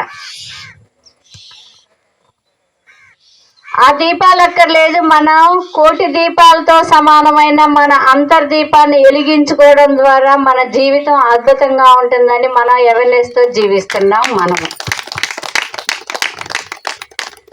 ఆ ఒక్క పదం ఆ పుస్తకంలో చదవడం ద్వారా నా లోపల నుండి ఎన్నో ఉత్పన్నమైన భావాలతోటి నేను ఒక్కో క్లాస్ దగ్గర ఒక్కో విధమైన, మరి అక్కడ మాస్టర్స్కి ఏది అవసరమైందో అదే ఇస్తుంది అన్నట్టుగా నా ఎరుక స్థితిలో నా లోపల నుండి వచ్చే పదాలు ఆ భావాలు డిఫరెంట్గానే ఉన్నాయి. అక్కడ చెప్పింది ఇక్కడ చెప్పాలన్న గుర్తుకు కూడా రావట్లేదు చూడండి. అట్లా మన ఒక పుస్తక పఠనం ద్వారా అంత మార్పులు అనేది మన లోపల జరుగుతాయండి. నోరు విప్పాలంటే కనీసం మాకు మాస్టర్స్ వస్తే మేడం గారు ఇంట్రడ్యూస్ చేసి నన్ను ఇన్వైట్ చేశారు కదా, అట్లా నోరు ఇప్పడానికి కూడా మాట రాని స్థితిలో ఉన్న మనిషినండి నేను. మా క్లాసుల దగ్గరకు వచ్చినప్పుడు ఎవరు మనకి మేడం గారు వస్తారండి, దమ్మపద అని చెప్తూ అన్నపూర్ణ మేడం గారు. అది ఒక మిరాకిల్ అండి నా లైఫ్లోకి చెప్తున్నాను. మా అమ్మాయి ప్రెగ్నెన్సీ తోటి డెలివరీ అయ్యి బాలింతగా ఉంది. ఇంట్లో క్లాసులు అయితే మూవ్ చేస్తానే ఉంటున్నాను. అయితే ఆ మేడం గారు ఎక్కడెక్కడో తిరుగుతున్నారు అనేది అయితే తెలిసింది. కానీ నాకు ఎవరి దగ్గర మాస్టర్ని ఎవరిని కలవాలి, ఆ మేడం మన క్లాస్ ఇవ్వాలంటే ఎట్లా ఆలోచన చేసే అంత టైం కూడా లేని స్థితిలో నేను ఉన్నాను. అంత పని మనిషిని పెట్టుకోలేదు. వాళ్ళని పెట్టుకొని వాళ్ళకి ఎదురు చూస్తూ నాకు చికాకుగా ఉంటుంది. అది డిస్టర్బెన్స్గా ఎదురు చూసేంతసేపట్లో మనం చేసేస్తామన్న భావాలతో ఉంటాను. కానీ ఎదురు చూడడం నా వల్ల కాదు. ఆ చీదరా చికాకులు అక్కడ ఉండడం ఇష్టం ఉండదు.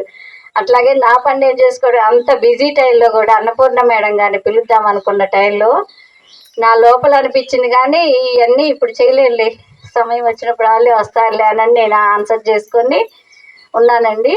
4 గంటలప్పుడు అప్పుడే అన్ని పనులు చేసి అప్పుడే ఒక ముద్ద తినే స్నానం కూడా చేయలే. అప్పటికి 3:30-4 టైంలో నడుము వాల్చానండి. నడుము వాల్చగానే అక్కడ పరిణి సాంబశివరావు గారని వాళ్ళకి క్లాస్కి వచ్చారంట అన్నపూర్ణ మేడం గారు. అమరావతి వెళ్ళాలని ఉంది, అక్కడ మాస్టర్స్ ఎవరైనా ఉంటే చెప్పండి, నేను వెళ్ళాలని ఉంది అన్నది మేడం గారు చెప్పగానే 4 గంటలప్పుడు ఫోన్ చేశారు. ఫోన్ చేయగానే వెంటనే అక్కడ మాస్టర్స్ అందరికీ టక ఫోన్లు కొట్టేశాను. స్నానం చేసి కిందికి వచ్చి ఫోన్లు చేయడం, స్నానం చేయడం, కిందికి రావడమే చేశాను. అప్పటికే 25 మంది హాల్ నిండిపోయారండి. 2 గంటల అంతటి మాస్టర్స్ వచ్చారంటే ఆమె గ్రేట్ మాస్టరు. 2 గంటల్లోకి ఈ గంట ఫోన్లతోటి ఎంతమంది మాస్టర్స్ నాకు ఆశ్చర్యం అనిపించింది. నేను స్నానం చేసి కిందికి వచ్చేటప్పటికే కొంతమంది మాస్టర్స్ వచ్చారా మేడం అనుకుంటే ఇంటి దగ్గరికి వచ్చి వెళ్ళిపోయిన వాళ్ళు కూడా ఉన్నారంట. అసలు మరి మన ఎనర్జీ ఎరుక స్థితి అనేది అలా మాస్టర్స్ని కూడా కనెక్ట్ చేయడం జరుగుతుంది అనేది గ్రహించానండి. ఇంకోటి ఏంటంటే ఇట్లా ఆ మేడం గారు వచ్చారని ఇన్వైట్ చేసి చెప్పడానికి కూడా మాట రాని నేను ఈరోజు 10 మందికి చెప్పడానికి నోరిప్పే స్థితి ఎక్కడ కలిగిందండి? మన లోపల మనం మార్చుకోవడం ద్వారాగా, మనల్ని మనం ఎరుక స్థితిలో ఉంచుకోవడం ద్వారాగా ఇవన్నీ మార్పులు జరిగినాయండి. మరి ఎంతటి అవకాశాన్ని ఇచ్చినందుకు మీకు ధన్యవాదాలు తెలియజేసుకుంటున్నానండి. టైం ఎంత అయింది సార్? ఓకే.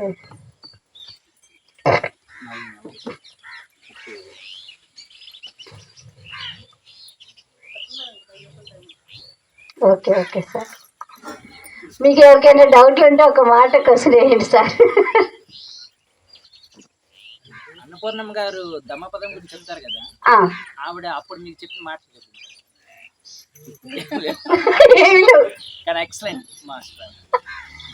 గ్రేట్ మాస్టర్ ఆ రోజు చెప్పిన విషయాల్లోకి ఎరుక గురించి చెప్పిందండి. నడుస్తుంటే నడిచేదాన్ని గ్రహించమని, ఏ పని చేస్తుంటే ఆ పని దృష్టి పెట్టి. ఇప్పుడు ధ్యానం చెయ్యి అని చెప్తే అర్థం చేసుకోలేని మనుషులకి బుద్ధుడు చెప్పిన మార్గం ఏంటి అంటే, ఏ స్థితిలో ఉండే వాళ్ళకి ఆ స్థితిలో ధ్యానానికి కనెక్ట్ అయ్యే విధంగా ఆయన చెప్పేవాడంట. బుద్ధ భగవానుడు అలా చెప్పేవాడంట. శ్వాస మీద ధ్యాస పెట్టమని ఒక మనిషికి చెప్తే అదే చెప్తారు చూడండి. భగవంతుడు లేడు లేడు అనేవాడికి లేడనే చెప్తారు. ఉన్నాడు ఉన్నాడు ఉన్నాడు అనేవాడికి ఉన్నాడనే చెప్తారు. అట్లాగే సాధన కూడా రకరకాలుగా వాళ్ళకి జ్ఞానం, వాళ్ళ స్థితిని బట్టి సాధనని చెప్పేవాడంట. అప్పుడు మేడం గారు చెప్పిన విషయం అండి అది.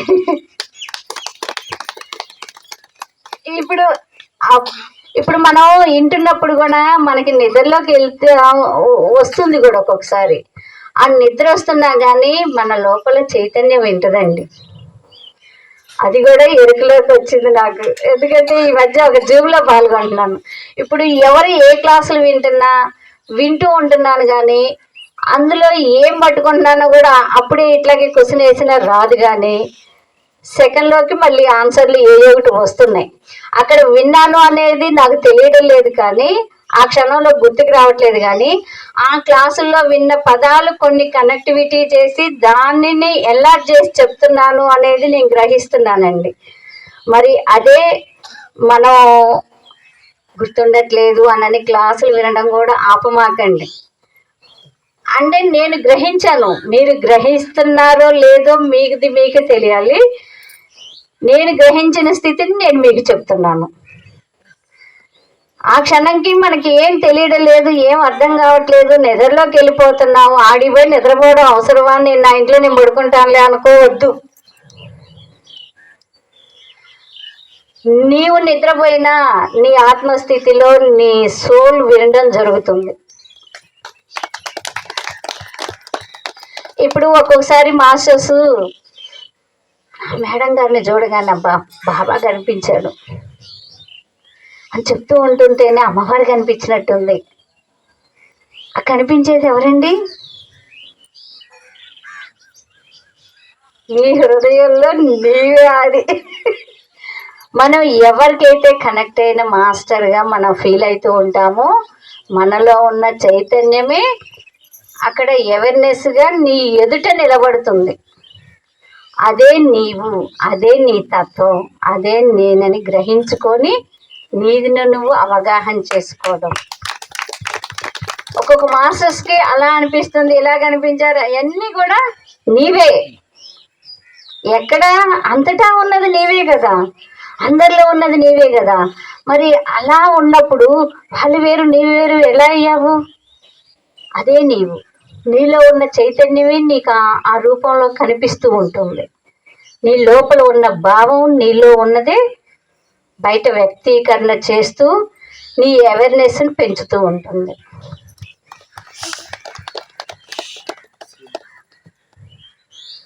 మేడం మీకు ఎవరికన్నా క్వశ్చన్లు అంటే అడగండి.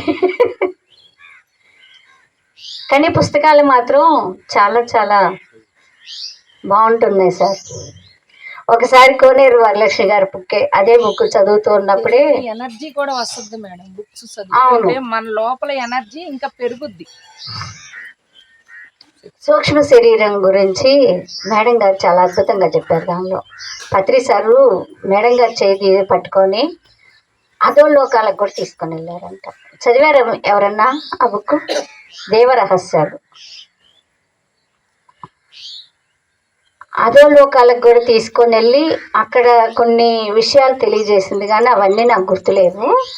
కానీ అలా జరుగుతున్నప్పుడు నేను కూడా సూక్ష్మ శరీరం ఎందుకు చేయకూడదు, నేను సూక్ష్మ శరీరయానం చెయ్యాలి అని ధ్యానంలో కూర్చున్నానండి. ధ్యానంలో కూర్చుంటే నా సోల్ బయటికి వెళ్ళడం ఇవన్నీ జరిగినాయి. ఆ జరిగినప్పుడు కూడా అలా వెళ్ళాను, కానీ ఎక్కడికో వెళ్ళిపోయింది, కానీ నన్ను గెంటేశారు బయటికి. నన్ను లోపలికి ఎంటర్ కానీ ఇలా అంటే నా స్థితి ఇంకా మార్చుకోలేవు. మళ్ళీ వెళ్ళాలనుకున్నాను, ఇంకా కూర్చోలేదు, పడుకున్నాను. నేను ఏ ఆకారంతో పడుకున్నాను అదే ఆకారం పైకి వెళ్తున్నట్టు కనపడిందండి. మళ్ళీ అలా వెళ్ళిపోయాను, కానీ ఇంకేం జరిగిందో తెలియలేదు. అట్లా మనం పుస్తకాలు చదవడం ద్వారాగా మన లోపల భావాలు కలగడం ద్వారా మనం ప్రయోగాత్మకంగా మనం కూడా ఏంది అన్నది మరి నాకు అనిపించింది కదా ఆ క్షణం. మనం అవేర్నెస్ని పెంచుకున్నట్టే కదా మరి. అలాంటి అవేర్నెస్లు జరుగుతూ ఉంటాయండి. హాస్టల్ అవన్నీ విడిగా జరిగినాయి. విడిగా నా శరీరాన్ని నేను చూసుకోవడం. హాస్టల్ ట్రావెల్స్ ఒకసారి అయితే బయటికి నా సోల్ ధ్యానంలో కూర్చున్నప్పుడు బయటకు వచ్చేసి లోకం అంతా ఇలా తిరిగినట్టు, బాహ్యలోకం ఎక్కడికో పోలేదు, భూలోకంలోనే తిరిగిందనమాట. ఆ భూలోకంలోనే తిరుగుతూ వస్తూ ఉండి నమస్కారం పెట్టుకుంటూ ఒక్కొక్క చోట కొట్టుకుంటున్నారు, ఒక్కొక్క చోట తిట్టుకుంటున్నారు. ఇలా జరుగుతున్నప్పుడు ఒక హాస్పిటల్లోకి వెళ్ళిపోయానండి. హాస్పిటల్లోకి వెళ్ళిపోతే ఒకళ్ళు ప్రాణంతో చచ్చిపోయే స్థితిలో ఉన్న మాస్టర్ కొట్టుమిట్టాడుతున్నాడు. కొట్టుమిట్టాడుతూ ఉండి నేను రానా అన్నట్టుగానంటే అప్పుడు ఏంది నువ్వు వచ్చేది, నేనే ఈ శరీరాన్ని వద్దనుకుంటే నువ్వు వచ్చేది చేస్తావా శరీరం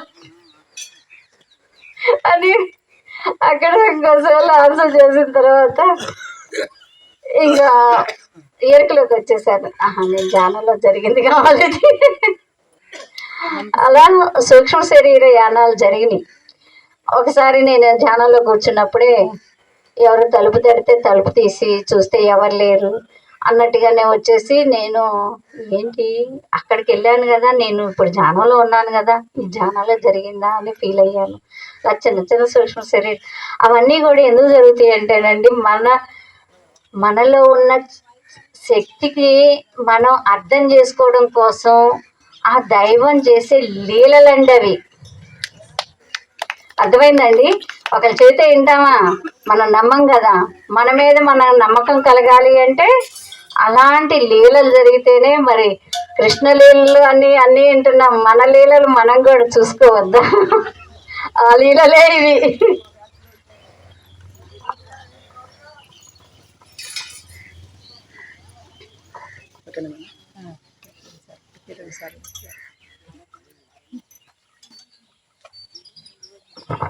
ఓకే, థ్యాంక్ యూ అండి. ఇంత అద్భుతమైనటువంటి జ్ఞానాన్ని మనకు అందించినటువంటి శివపార్వతి మేడం గారికి ఒకసారి ధన్యవాదాలు తెలియజేస్తున్నాము. ఓకే, థ్యాంక్ యూ అండి. వాళ్ళు చాలా నిండుగా ఉంది.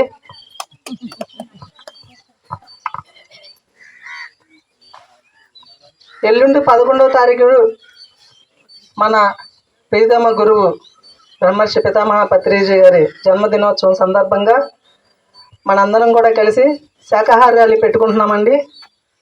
ఎల్లుండి మధ్యాహ్నం లక్ష్మీ టాకీస్ సెంటర్లో 2:30 కల్లా మనందరం గ్యాదర్ అయిపోతే షార్ప్గా 3 గంటలకల్లా మనం స్టార్ట్ అయిపోతాం. 3 to 5 గంటలకి మనం కోనేరు సెంటర్ చలరస్తా మీదుగా వెళ్ళి ఎక్కడ అవకాశం ఉంటే అక్కడి నుంచి మనం ప్యాకప్ అవుతాం. ఓకేనండి, మీకు మెసేజ్లు పెడతాం, మళ్ళీ ఫోన్లు కూడా అందరికీ వస్తాయి. ఇది ఒక ముఖ్యమైన కార్యక్రమం. మనం శాకాహార ర్యాలీ చేసి ఛానల్ అయింది కాబట్టి అవకాశం ఉన్నంత వరకు కూడా అందరూ కూడా ఖచ్చితంగా పాల్గొనవలసిందిగా కోరుచున్నాము. అలాగే మనకి కడతాల్ ప్రయాణం దగ్గరకు వచ్చేసిందండి. వాళ్ళ 9వ తారీఖు, ఇంకొక 10 రోజుల్లో మనం రిజర్వేషన్లు అన్నీ చేసేసుకుని ఉంటే బెస్ట్. చక్కగా అందరికీ ఒక చోటే సీటింగ్ అవి వస్తాయి. ఓకేనండి, దానికి సంబంధించిన వివరాలన్నీ ఆవిడ చూస్తుండే, ఆవిడ కాంటాక్ట్ అవ్వండి. సరేనా? ఓకే.